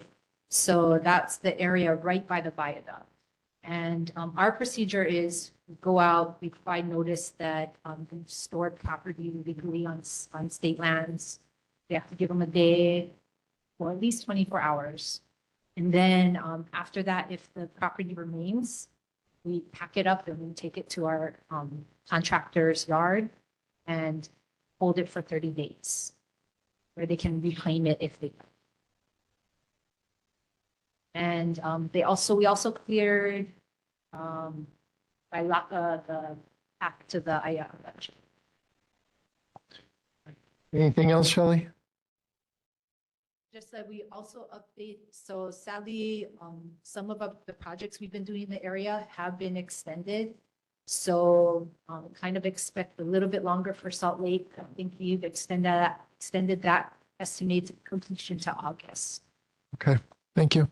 All right, board members, Lawrence. Yeah, I seen they had a bill to extend that, the statute of limitations for crimes like bribery. Is that retroactive to cover our former lieutenant governor, or that's only from present to future? I know that was, I believe that case is going to be referred to the Attorney General, but I'll make a note that, I'll make a note to ask about that. Well, there's actually two cases regarding her. One was that, that mismanagement of campaign funds and that paper bag money that nobody is claiming. But I just was wondering if that new, bill is gonna be retroactive to cover her, or is from the present moving into the future? Let me check on that now. Because if it's not retroactive, instead of wasting all that time pursuing the former lieutenant governor, they should just drop the charges already. Because they're not gonna make the time frame. Thank you. Okay, board members, any other questions for the governor's office or Hawaii Department of Transportation? Okay, community members, Claire. Wanted to give a personal shout out to Ellie for, there's that bike path, I mean, the walkway up a circle in the south, cross up and up the hill over here. And our kids, our preschool walked up to the library and also walked to the bowling alley. The second time we walked to the bowling alley, there was pieces, there was food, tons of plates, it was just a total mess, and they were really fun about cleaning it all up and Yeah, thank you, Shelley. Thank you very much for that. Okay. Okay, with that, let's move on. Okay, Senator Wakai's office, no? Okay. Senator Alfonte? Aloha all. This is Taylor with Senator Elefante's office. Senator Elefante apologizes for not being able to make tonight's meeting, but I'm here on his behalf if anyone has any questions. First, we have our summer newsletter, which is provided in the room on physical copies and also on the Google Drive. Additionally, Senator Elefante was excited to participate in one of the final tripping events for the New Aloha Stadium Entertainment District, and thanks their team for all of the hard work in coordinating that and putting that together. And I am here for any questions if anyone has anything to take back to the senator. Thank you. Thank you for being short and sweet about it too. So board members, any questions for the senator's office? Nothing heard. Okay, community members, any questions for the senator's office? Okay, thank you for your report. Thank Much you. appreciated. All right. Okay, Representative Ichiyama's office. Okay, nothing heard? Okay. All right, Representative Shimizu. Thank you. Can you hear me? Yes, we can. All right. I want to Aloha. congratulate the board. Aloha. Thank you, Chair, for continuing your leadership. Very important continuation, and I want to thank you. The public wants to thank you for your unselfish service. I want to keep it brief. Also, we did have a report to our office regarding Lipoa Place safety concerns regarding encampments, suspected illegal activity, and neighborhood disturbances. We shared that with our city and state partners, and thankfully at this point, Council Member Cordero's office is my understanding taking the lead on following up with that. She can correct me if I'm in error on that, but that's our understanding. As was earlier brought up, the construction on 99-230 Moanalo Road, the hangup is for a new water meter. So we will be following up on that, but that's the current status of the construction process.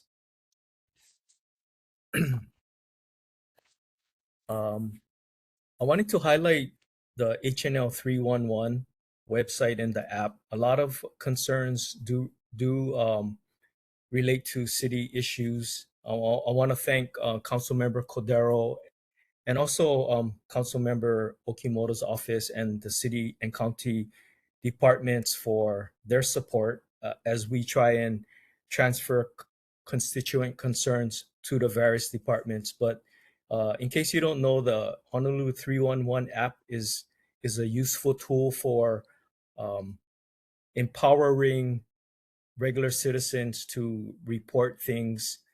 Can be as simple as potholes, illegal dumping, overgrown vegetation, sidewalk concerns, damaged signs, street light outages, so forth. And those reports will be distributed to the appropriate departments.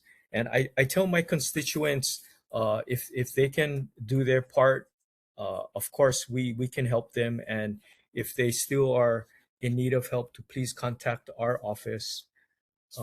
Couple more things. One is elderly affairs division.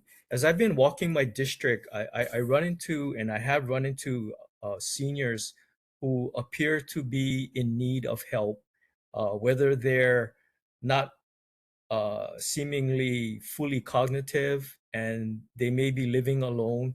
There's concerns about their safety.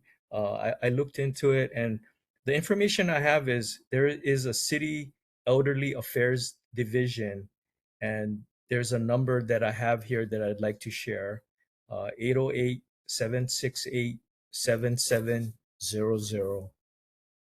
Again, that's 808-768-7700.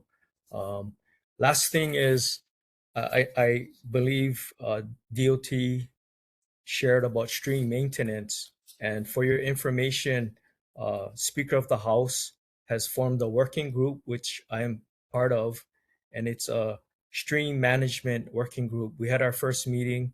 A lot of House attendees, my colleagues, and discussing the various aspects of stream maintenance. So much discussion and problems and hopefully solutions to be discussed as we move forward. And I will keep you guys abreast as best as I can. But that's it. Any questions? I'm open to help as much as I can. Okay, board members, any questions for the representative? Okay, nothing heard. Committee members, any questions for the representative? Okay, nothing heard. All right. Thank you, sir, Right for on. everything you're doing. Thank you. Much appreciated. All right. Mahalo. Mahalo. Okay, Representative Kong's office, nothing? Okay. All right, we're going to move on to community reports. So Claire.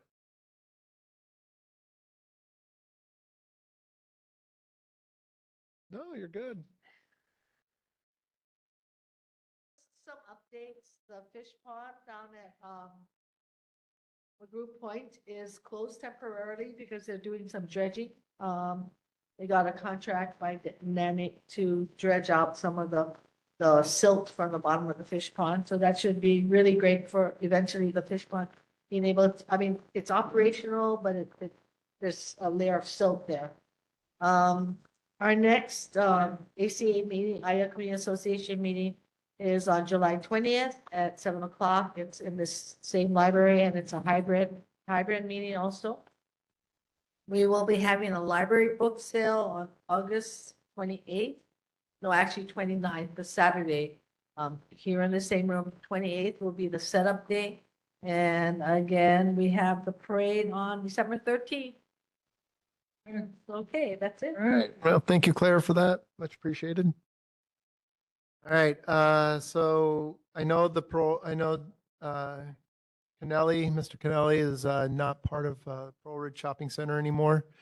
I'll be working with the new GM, and as soon as I go over there and start doing that, hopefully we'll get some representation over here to do that, to restart that up. So until that time, I'll probably take them off the agenda going forward.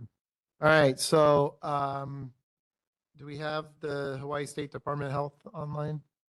Yes, good evening, Chair Wood. This is Okay, Haley Aparo. ma'am, before you start, so I'm just gonna go ahead and the last time we had this board meeting, we had I'll just come out and say it. So I want to apologize to the residents of Newtown, to you, ma'am, as well, to my board, for my behavior at that board meeting. After the board meeting, I went home. I talked to my wife, and I was like, I really screwed up tonight. You know, I let my emotions get the best of me. It's an emotional thing, what we're dealing with this particular issue. There, and I think, and you know, Curtis asked me afterwards, like I think it was a week afterwards. He's like, "Do you still want to keep this on the agenda?"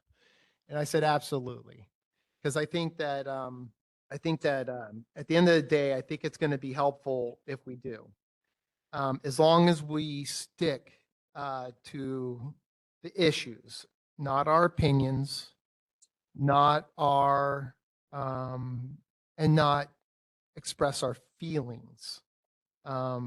When things come up that we need to address that that are,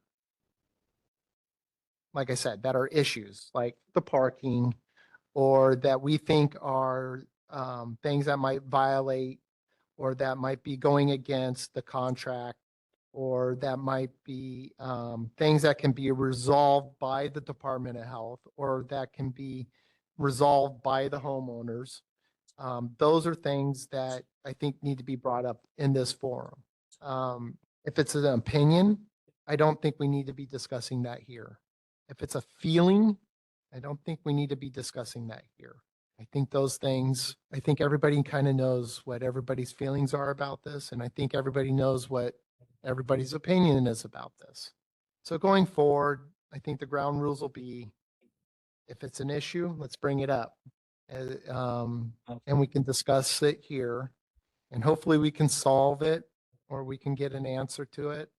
But we're going to keep our opinions to ourselves. We're going to keep our feelings to ourselves. And that goes for me.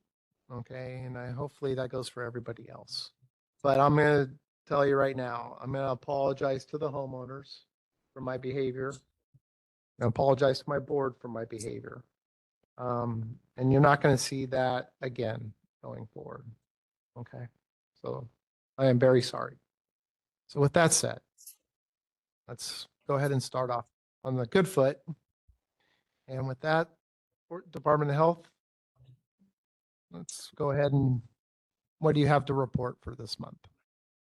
Hi, good evening, everyone. Thank you for your words, Chair Wood. I think you, I really appreciate you facilitating these difficult discussions and helping us, come together in dialogue, in constructive conflict, certainly, but focusing on the things that, tangible issues, action items for our attention. So I appreciate you setting the stage in that way, and for your ongoing facilitation of this dialogue. I know it's late. I don't have a lot to report tonight, just noting this month marks a year that the program is open. And as I have committed to the board, we are working on kind of a one-year summary of the program that we will present. But otherwise available for any questions or concerns about new issues that have arisen that we haven't covered in board meetings before. Okay, thank you. Okay, board members, Lawrence. I just want to say, I had a misunderstanding when Catholic Charities was presenting the protocols and procedures, because when they mentioned supervision, my understanding was it was physical supervision and not virtual supervision. But as I listened to back and forth as far as with this Catholic Charities facility and what the neighbors are seeing, it appears to me it's virtual supervision is what they're referring to. It's not physical supervision. And just to give you background as far as why I'm concerned with that is roughly about 40 years ago, I used to do some work at the Waimana Home Trading Center. And my subject always had to wear a football helmet, or he wore a football helmet. And I was responsible for that subject. And I was always within 5 to 10 feet of that person because I was told if that subject missed or forgot to take his medication, it would take 4 of us to hold him down. Granted, the situation in that scenario is totally different, but originally my understanding was it was always going to be physical supervision. That's why now I understand that my interpretation probably wasn't correct when they made the presentation, and they were looking at more of a virtual supervision. Thank you. Okay. Board members, any other comments, questions, concerns? Okay, nothing heard. Community members, any questions, comments, concerns? Or issues, I should say. Ma'am? Thank you, Chairwood. Mhm. Thank you, Kaylee. I just want to ask, if when you're working on the summary, would you consider a way to present this to the Newtown residents also, so that the report reaches our community? You know, the ʻAiea Neighborhood Board is the kind of government recognized representatives of the Newtown estate. So as far as my government role, what we have discussed is me coming to these meetings. But certainly any report that we prepare is not going to be secret. It can be shared with other members of the Newtown Estate Association, for sure. So that report would be given, we would put that on our Google Drive and you would have access to that. Then you could share it with the Newtown community at that point. Thank you. Yeah. Okay. Anybody else? Okay, ma'am. Aloha, Kelly. Do you know Aloha. when to expect your annual report? Well, the board is recessed next month, but I expect to present it at the September board meeting. And also, the incidents where there were virtual supervisions and not physical supervisions of the youth, will that also be reported in police reports as well? I'm not sure I understand your question. Sorry, let me rephrase. Okay, thank you. Sorry about that. I understand there was one report that there was a violation that occurred where one of the youth appeared to come back to the facility at 5:30 a.m. in the morning without supervision. There are also 2 other reports. Possibly these youth reportedly were supervised, but we couldn't find anybody that physically was supervising them. And then there was a question that these youth were being supervised virtually. So are those incidents going to be part of your report as well as police reports?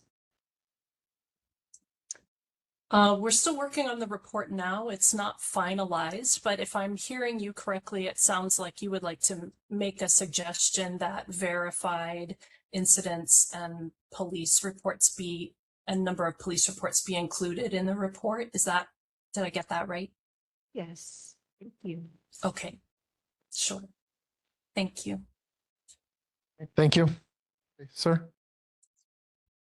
So I'm not very familiar with the situation, but I was briefed told about the situation, but are you guys making any Are you doing anything towards making it more physical instead of virtual supervision? Is that even on the table?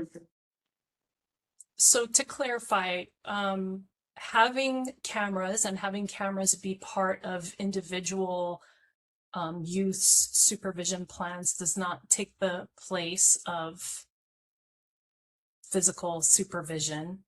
So, but it is true that there may be times where you can't always see a staff member.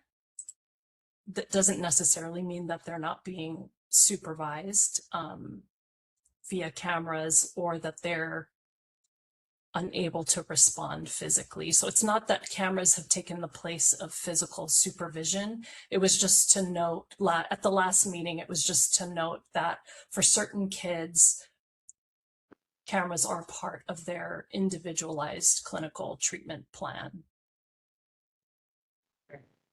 Thank you. Okay. Sure. Hey, Claire. Just for general public information, can you also in your summary and even at these meetings inform us for the general public on how many people are currently housed there, their length of stay? I'm sure they'll part of your overall summary, but you would see a month-to-month progression of how many students or children you have there or males you have there, and then what's the length of stay and the results of you know, post staying at the house, what positive things have come from this? Thank you, Claire. As I mentioned, the report's not finalized, but I am writing down all of these suggestions for things that folks would like to see in the report. Appreciate your input. Okay. Community members, any other suggestions for this report? If there is any other suggestions that you might have, you have my email address. Got it? Okay. All right. Board members, same. Okay. All right. With that, we're going to move on. Okay. Thank you so much. Thank you, ma'am, for your report. Okay. Stadium Authority. Hey, good evening, Chairwood, Good board evening. members and community. Samantha Spain with the Stadium Authority, Aloha Stadium. I will go first. Really brief, we are in one of our busier months for swap meet, so we're doing very well. We are monitoring all the rubbish. We have been getting notifications about that as well as the vendors. So please, community members, if you do see anything or hear anything of concern regarding swap meet, feel free to call us or to email me as well. Other than that, June was a busy month for us. Kaloa Robinson will touch base on our NASID project, but before I turn it over to him, we did have a media announcement about bringing back more events to the upper Halava lots. We did actually have one on June 19th. That was the first Juneteenth event that we did host. We had roughly 5,000, 6,000 attendees, and the same layout that we have done with other concerts. So we had really positive feedback from not only the vendors that participated in that event, but also our guests. So we are looking forward to seeing more events that way. We also had put out a notification that we are looking to bring sporting events into the parking lot. And this would be something like basketball, volleyball, possible judo events and things like that. That we are currently working with a few of the stakeholders to really prep the facility areas, especially the parking lots, to level it out, make sure we have the proper courts, because a lot of this is going to be high school, again, with our OIA and ILH teams. So that we are looking possibly fourth quarter moving into early 2027.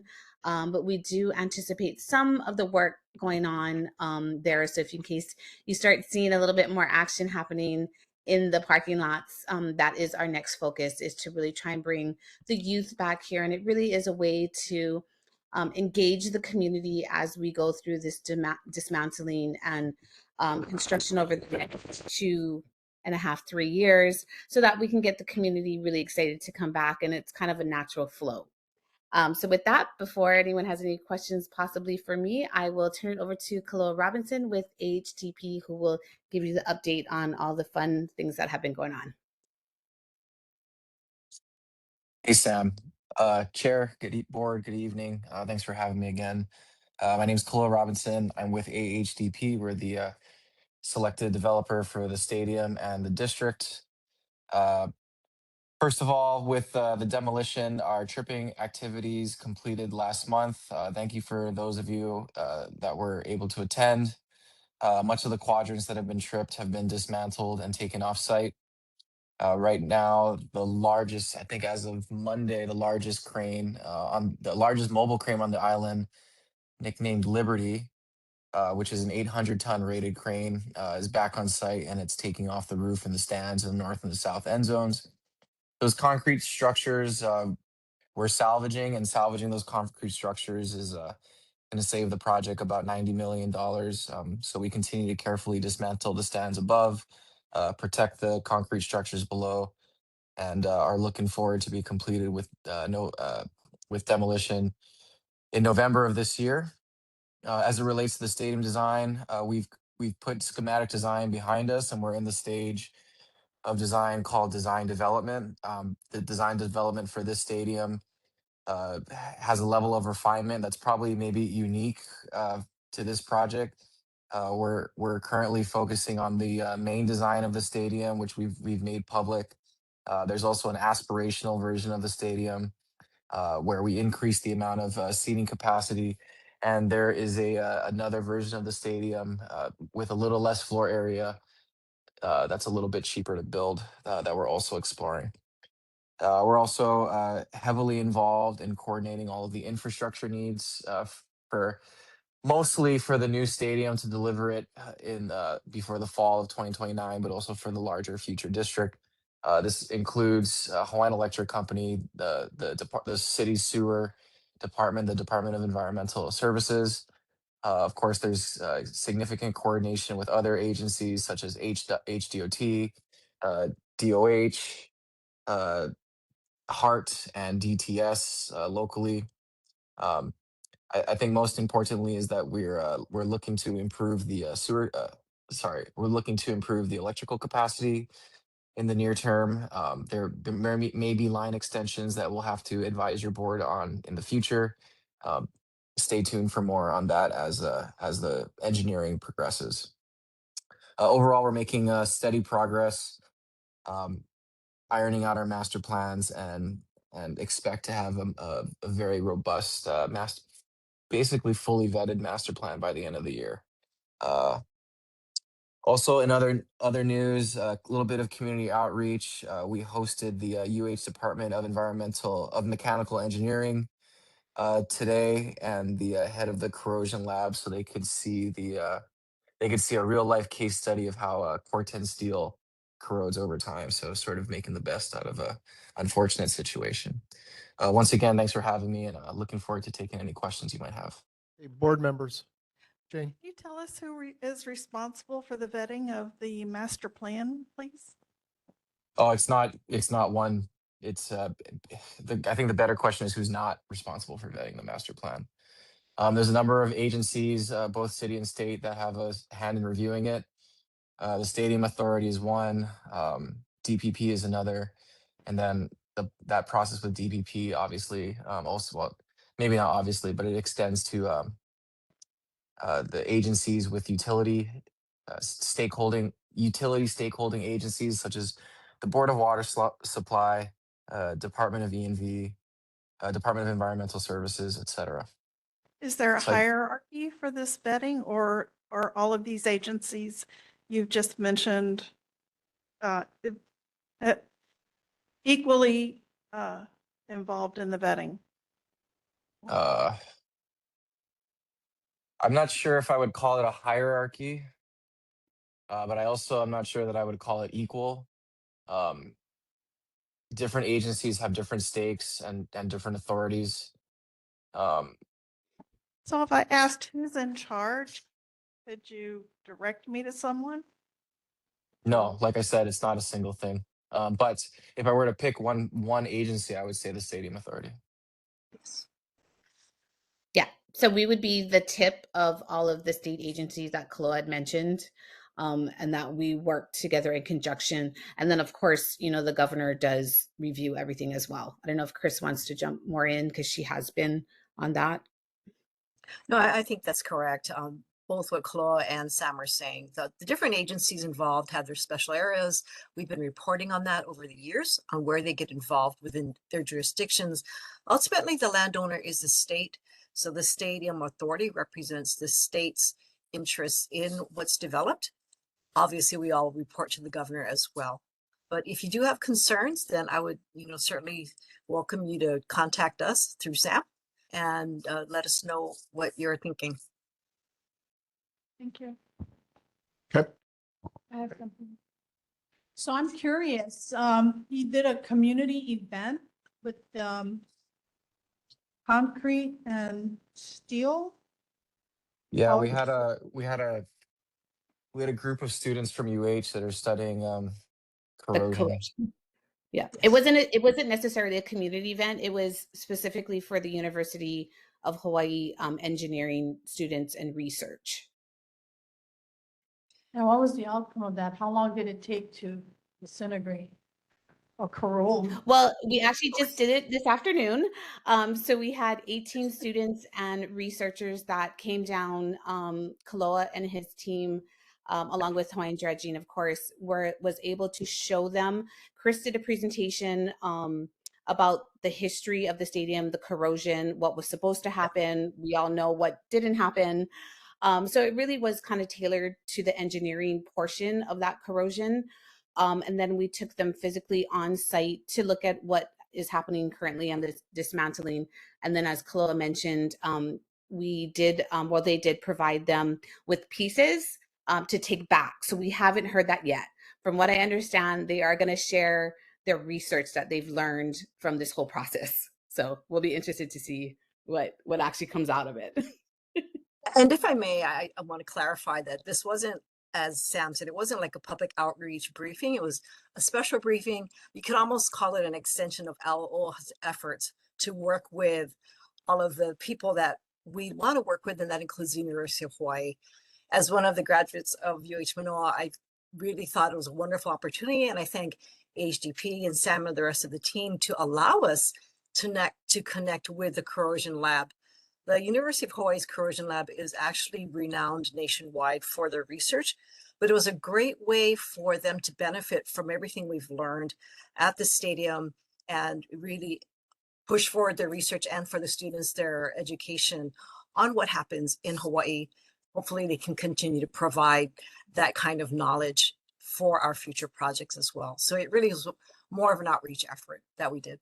Yeah, I think it was kind of like a living classroom. They've been learning about it so much that now they get to actually physically have the opportunity to actually what they've learned, put it into content. So that was the purpose of this. Oh, good. That should be interesting as to the results. Oh, yeah. Our state will learn from this. We're learning a lot. So hold on, just to be clear, there's really no secret about what happened at Aloha Stadium. It's a pretty well understood phenomenon. So the lesson has been learned. The opportunity, I think, is for these researchers to see if there's any nuance that can be gained from this real life experience. But maybe more than that is just for them to get some real world experience. Mm-hmm. Not necessarily to learn anything novel, but if they do, I guess that's a upside. And the other positive upside too is we're building partnerships. So if there are any other corrosion issues or new technologies available, we'll be happy to work with them. If I may, I don't know how many people out there on your team is as old as I am, but I was around when the stadium was built. The state was sold on a stadium with this type of material. Yes. With the expectation that the steel would corrode. Yes. And it was supposed to be stronger. That's what the state was sold. And that was advertised over the news while it was being built. So I And don't know that's why we're it's building the such- new one out what's- of Why wood. is this such a surprise that it corroded? If I could, Russ, that was exactly what our presentation was about today. Corten steel was sold as the next best thing since sliced bread. It was working on the mainland, but nobody knew how it would work in our microenvironment. With our trades in the ocean, we learned a lot. And that's why the students get to benefit from this real life experience on this material. But yeah, the Corten steel was the greatest thing at the time. Not so much stronger steel, but steel that would not corrode as quickly and would benefit the stadium and its ability to move. A lot to learn the hard way, and that's where the corrosion, I really appreciated this insight today. Asbestos was sold as a fire retardant too, so. Absolutely. And lead was the best paint coating ever. Yeah, the lead paint. Yeah, lead paint too, yeah. Exactly. Okay, all right. Any other questions for Stadium Authority folks? Right. I do want to make one comment. I have yet to receive a call about noise, about dust, about any other things like that from you about your project. And you guys are doing a major deconstruction of the stadium. So I am kind of actually shocked that I have yet to receive a call about any of that from the neighboring community. So Knock on wood. kudos. Thank you. Yeah, thank you. Kudos on that. So it's been great. Thank Especially, you. I know now I've said that tomorrow. I know. My phone will be blaring. You'll be calling me tomorrow. Yeah, exactly. Chair, So our guys are doing our best. We understand this is a hypersensitive project. So we'll continue to do our best, but I suspect that not hearing anything is more of an outlier than it is the norm. So be patient with us if and when that you do get that call. We'll try to address it as quickly as possible. Honestly, it's usually noise that I get calls about, but yeah, even like I said, I haven't gotten any calls about noise or dust, so it's been great. Very So good. thank you so much. Excellent. I appreciate it. Mahalo. Okay, community members, any questions for the Stadium Authority? Okay, thank you very much. Okay, thanks. Thank you guys for your report. Appreciate it. Okay, we're moving on. Navy. Oh no, I'm sorry. OCCC. Warden, how's it going? Good. Okay, so we're going to make it real short tonight. Sweet. Love short. The thing that we Love really have going on is we have the American Correctional Association Conference that takes place in Pittsburgh. Okay. We're headed there to do another presentation, do some more market sounding, and also be on the lookout for new and better ideas that will be cost savers for us. That's the whole kind of function of what that's about. I'll report back on what that was like once I get back first part of August, so it's the next meeting. Right. Okay, so I really don't have any other updates to that. Okay. All right, thank you. Okay, anybody got any questions for the warden? Jane. I was just wondering if any lessons learned from the problems that you've had with the work release programs. Yeah, have y'all learned anything through studying? I'm sorry, I have a hard time with my stand, so just bear with me Okay. for a minute. I'll just hold it like that. Solve people problems. Yes, we actually did an entire month where we had meetings and stuff and did some lesson learns. Not some things I really want to share because it's kind of security sensitive stuff. But yes, we did look at our whole system and looked at how we could do some better vetting and some things like that. So yeah, we try to do lesson learns on everything, even with the new jail system. We're trying to learn from the stadium because of the rust, right? That's one of the questions that we went, hey, wait a minute, they had this problem and we're just down the street, right? So we're trying to not be a boondoggle. That's where we're trying to be. We're trying not to make mistakes that we already know about. And are there plans to put those lessons in place? Yes. So, okay, Yes. Thank you. Thank you, warden. Okay, community members, any questions for the warden before he heads out the door? Okay, thank you. All right, thank you, warden. Okay, moving on, and we got the Navy, Lydia. Oh no, sorry, not Lydia. Short people problems. Yes, short people problems. Yes. Short. Sorry, no pun intended. Yeah. In the interest of time, so the report, Chair, what I know that you received. Yep, this we afternoon. did. So those who are interested in community whiteboard boat tours or monthly ship tours, can reach out to Navy Region Hawaii for that. Mhm. For Navy Closure Task Force Red Hill, we started degassing the 12th out of 14 tanks today, Okay. which is tank 16. So air quality monitoring data is posted hourly on the mobile app and daily on the website.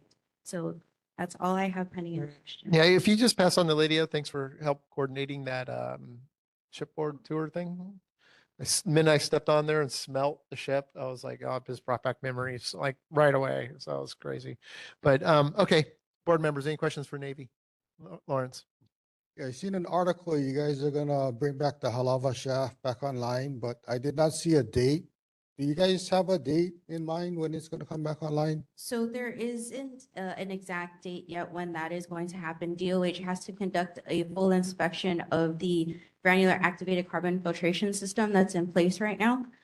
So once that inspection happens, we hopefully should have a better idea of when that will take place. Because after they inspect, we have to make a formal request to them to reactivate it, and then it needs their approval. Okay, so as far as, I know I seen also that there's lawsuits still ongoing as far as what happened. Would the lawsuits hold up the startup date as far as for that Halava shaft? So Navy doesn't comment on litigation, so I can't speak to that.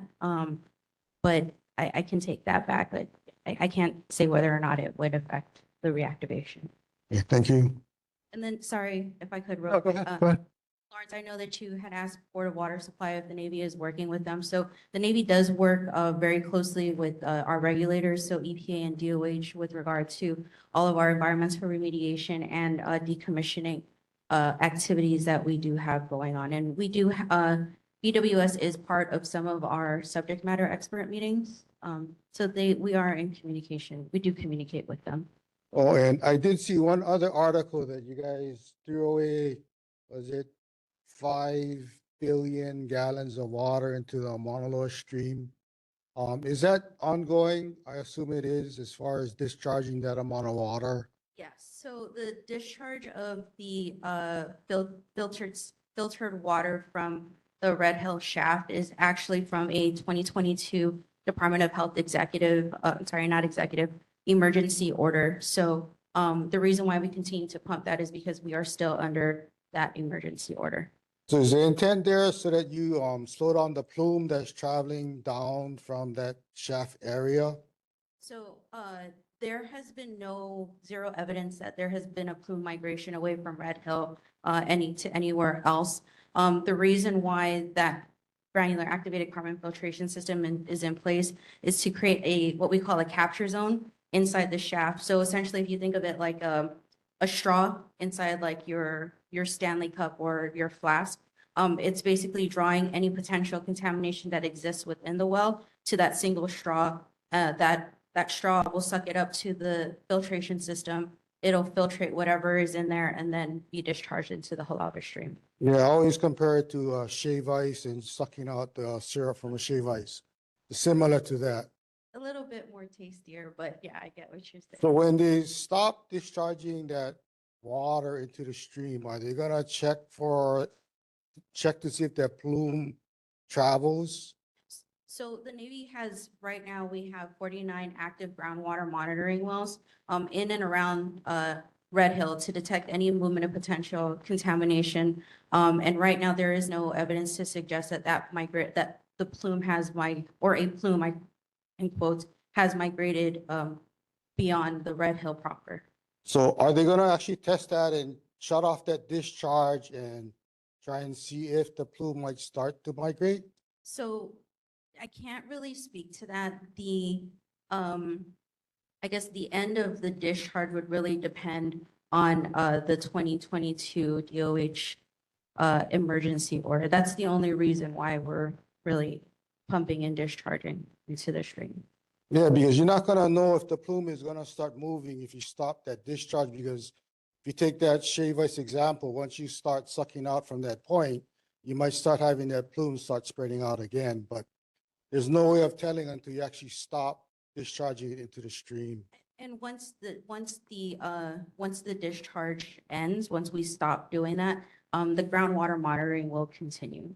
Okay, thank you. Any other questions? Community members, any questions? Blair?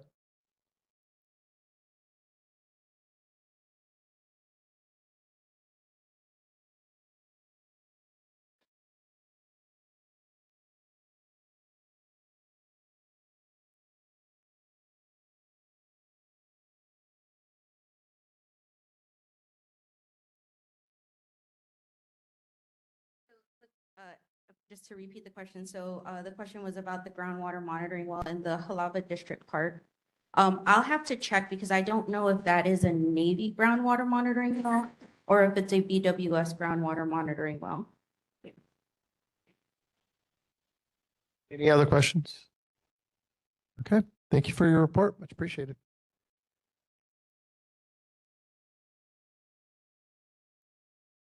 All right, next up is Oahu Resiliency Hub Learning Community Presentation. Online.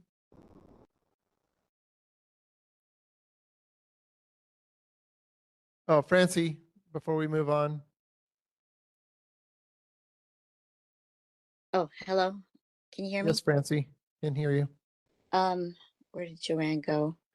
I didn't get to coordinate with them if I could just announce the RAB during the military section, but is that okay if I do that now? You want to hold off to community concerns, you can do that then. Okay, that's fine. Okay. All right, thank you. All right, so you don't see him? Okay, we're moving on then. All right, Emily? Okay. Or I'm sorry, Emma. I'm sorry. Sex Abuse Treatment Center. Emma, you want to go ahead? Okay, go ahead. My name is Emma. I am from the I'm the crisis outreach educator.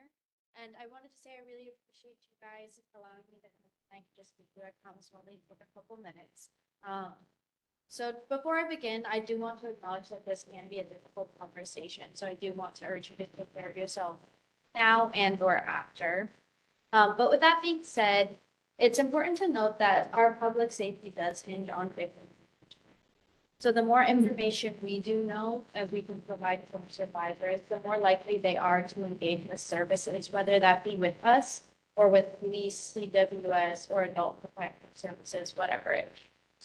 So with that being said, I'll just kind of briefly go over our services we have. I do have more information and some resources over here. But to start off, we do have a 24-hour crisis hotline, and that can be for survivors, community members, family members, whatever it is. That's going to be the main hub to all of our resources. So any other questions you might not get from tonight, feel free to call and utilize that hotline. We also do provide ongoing advocacy and emotional support through all of our services. That could look like court accompaniment. We also support during police reports, things like that. And then we also have crisis counseling and clinical services. So that looks like a short-term session of counseling, typically like 3 to 6 months, and then more long-term clinical counseling with psychiatrists that can prescribe medication and whatnot. Then we also do provide medical forensic examinations. There is a specific criteria that this will have. Again, that's a little bit more listed in our services over here. But the main thing to remember with that is if there was a recent assault within 5 days, we again urge you to call because we might be able to do a medical forensic exam. Once that 5 days is up, we may not be able to collect DNA evidence at that point. Lastly, we do have a prevention and education team and then crisis outreach team as well. So we do have a team that goes out and does a lot of work in the DOEs, and they provide curricula for little ones up to college, and then just community groups in general. And then we do have more outreach, which is what I do. And I can go over in longer presentations of what specific criteria our services have, kind of provide that prevention and education. So those are all the main services we do have. I know that was a lot in a little amount of time. But the main thing to take away from that is all of our services are completely free of charge with the exception of our clinical team. So everything else free of charge. We don't need insurance, anything like that. Even our medical exams where we're providing prophylaxis and through the ER. But then clinical team, we will do insurance, but that's a little bit further down the line.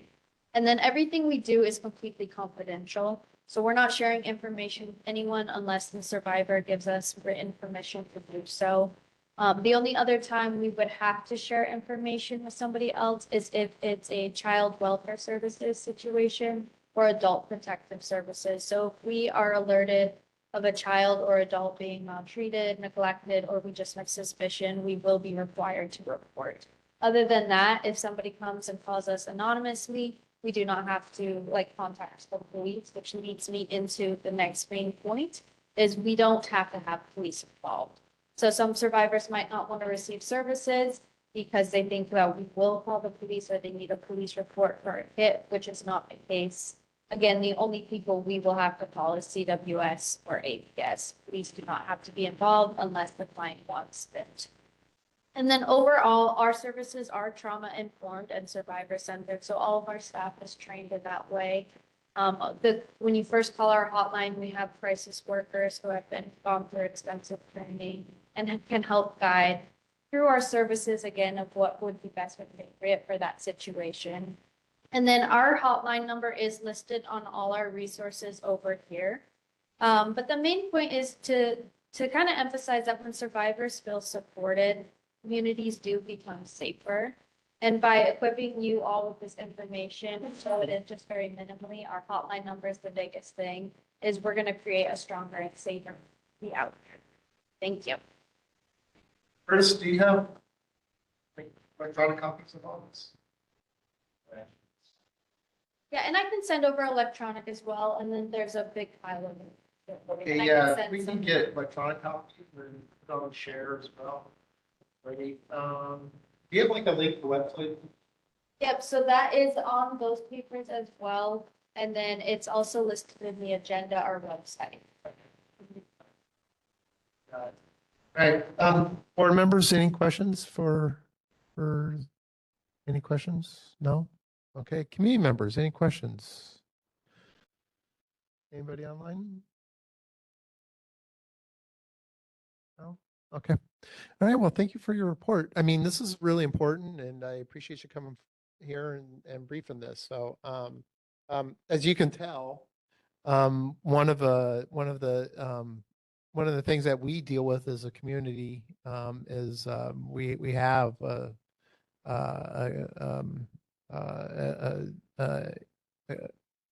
center. What would you call it? A center, or we have a house that is dealing with a sex treatment. You know, yeah, there's a facility that is dealing with sexual a sexual offense. No, they're not offenders. They're not offenders, but they're dealing with sexual trauma. Yes, and so I think it is important that that there's folks like you that are providing services as well to victims and survivors out there. So yeah, so keep doing what you're doing. Really appreciate it. Yeah. Community resources that you think would benefit for a more in-depth presentation, you can call the hotline and ask for me and I can get back to you too, whether that be more in-depth on our services or education. Okay, thank you. All right. Okay. All right. Moving on to community concerns from residents. So the floor is open for residents.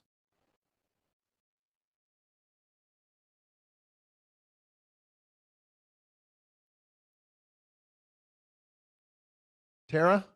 Okay, ma'am. Sorry, are you talking to me or someone in the room? I think I'm talking to you first and then you'll be up next. Okay. I couldn't hear that. Tara? Okay. My name is Tara Sutton, and I'm the Director of Community Engagement for the Red Hill Registry.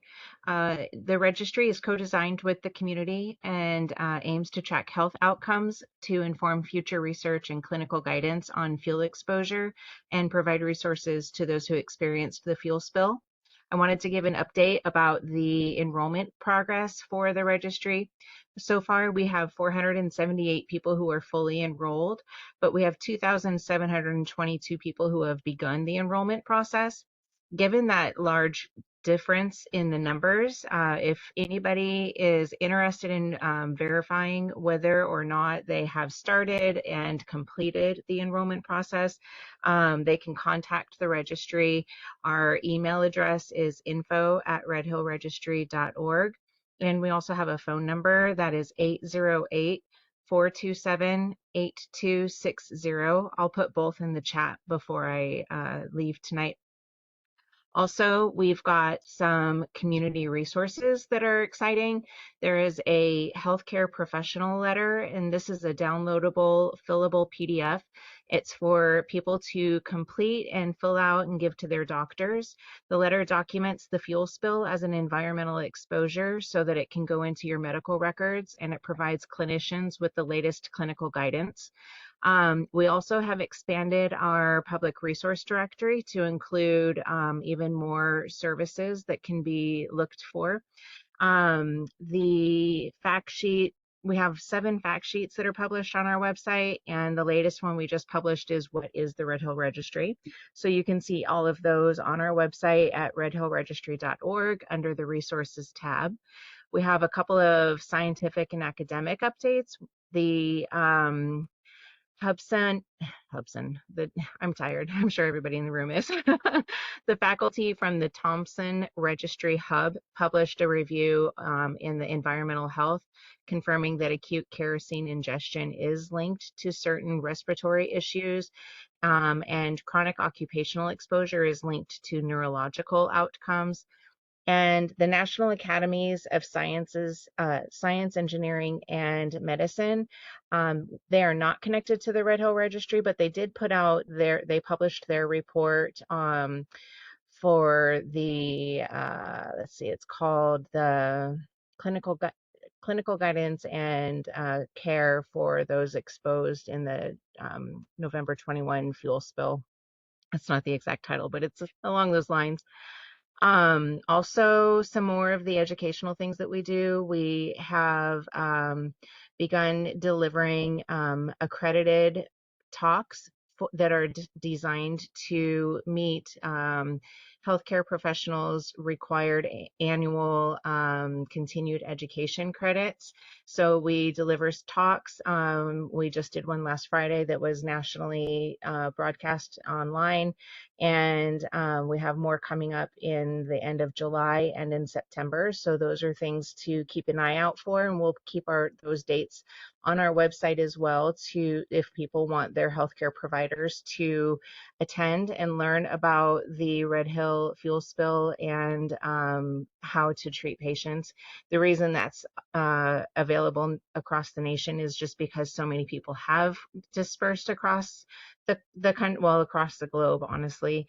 And then the last thing is that we invite community members who want to participate in the registry and provide feedback and kind of keep the community voice at the center of the registry as we continue developing and moving forward.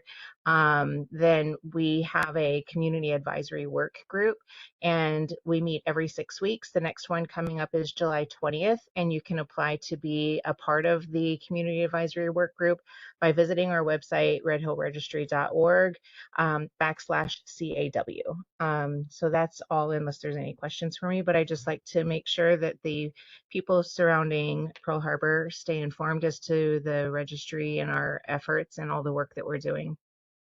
Okay, thank you so much. Much appreciated. Okay, Francie, you want to go ahead and real quick? Aloha, my name is Francie Whitfield. I'm the community co-chair for the Pearl Harbor Hickam Kalailua Restoration Advisory Board. Our next meeting will be on Wednesday, September 9. We will have, we will be accepting applications for new board members that we're trying to fill vacancies for. Our board allows for up to 20 vacancies to be filled. We currently have 6 that are not up for renewal, and then 6 that are, is it 6? 6 that are up for renewal, and 8 that are not up for renewal that are just vacant right now. So technically we have 14 vacancies to fill. The deadline to apply for becoming a RAB member is 3 weeks prior to our September meeting, which falls on August 19, which is Statehood Day.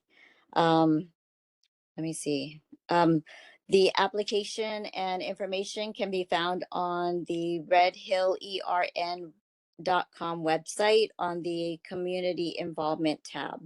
And if anybody has questions, I can answer questions. Okay, thank you. Okay, ma'am, go ahead. Hello, everybody. Good evening. Board members, chair, vice chair. Thank you for this time, this space. My name is Randy Jung. I'm here from, I'm representing the state of Hawaii and an office called the Military and Community Relations Office, otherwise known as MACRO. The community concern I'm here to address is how do we ensure community voices are heard before decisions are made on issues that affect our neighborhoods. MACRO was created a couple years ago to strengthen relationships between Hawaii's communities and the military. One of our primary initiatives is creating opportunities for people to share their experiences, concerns, and ideas about Hawaii's relationship with the military in a respectful setting. At the heart of many of these conversations is a common question: how do we ensure that our ʻAiea is stewarded in a pono way for current and future generations? Tonight, we've heard residents share concerns about hazmat incidents, abandoned vehicles, vehicle speed monitoring, pedestrian safety, transit fares, email scams, virtual youth supervision, and more. While these issues involve different agencies and don't always have a simple solution, they all point to the same need: meaningful dialogue between government, organizations, and the people who live in our communities. Myself included, I live in ʻAiea. Community conversations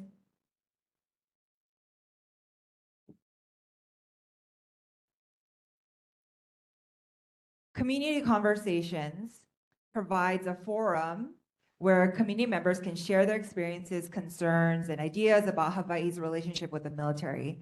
So those perspectives can help inform future decisions. The idea is simple. Before you make decisions that affect a community, you ask the people who know the community the best. That matters more now, given the history behind so much of Hawaii's land. Community conversations can't change that history, but they're one small way of making sure that the voices most connected to this ʻAiea are heard as decisions move forward at state leadership level. Over the past several months, we've been meeting with kupuna, Native Hawaiians, lineal descendants, kama'aina, veterans, military families, business leaders, students, and other community members from across Hawaii. And now we're asking the ʻAiea community to share your perspectives with us. We're asking everybody 2 questions. Number 1, what should the future relationship between Hawaii and the military look like? Number 2, what would it take to improve and meaningfully improve that relationship?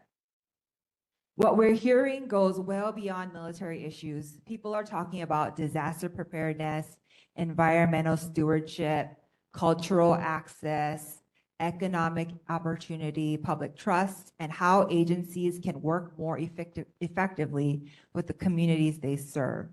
This isn't about convincing anyone of anything. It's about listening, learning, and making sure community voices help inform future decisions. If you'd like to participate in a community conversation or bring one to your neighborhood, association, or organization, we'd love to hear from you. Please scan the QR code or use the link in the chat to learn more and help shape a thoughtful, community-driven path forward for Hawaii. Mahalo. Okay. Community members, any, or board members, any questions for anybody of the three? No? Okay. All right. Thank you, ma'am. Appreciate that. Okay. Claire, you got anything? Okay. All right. With that, we're going to be in recess next month.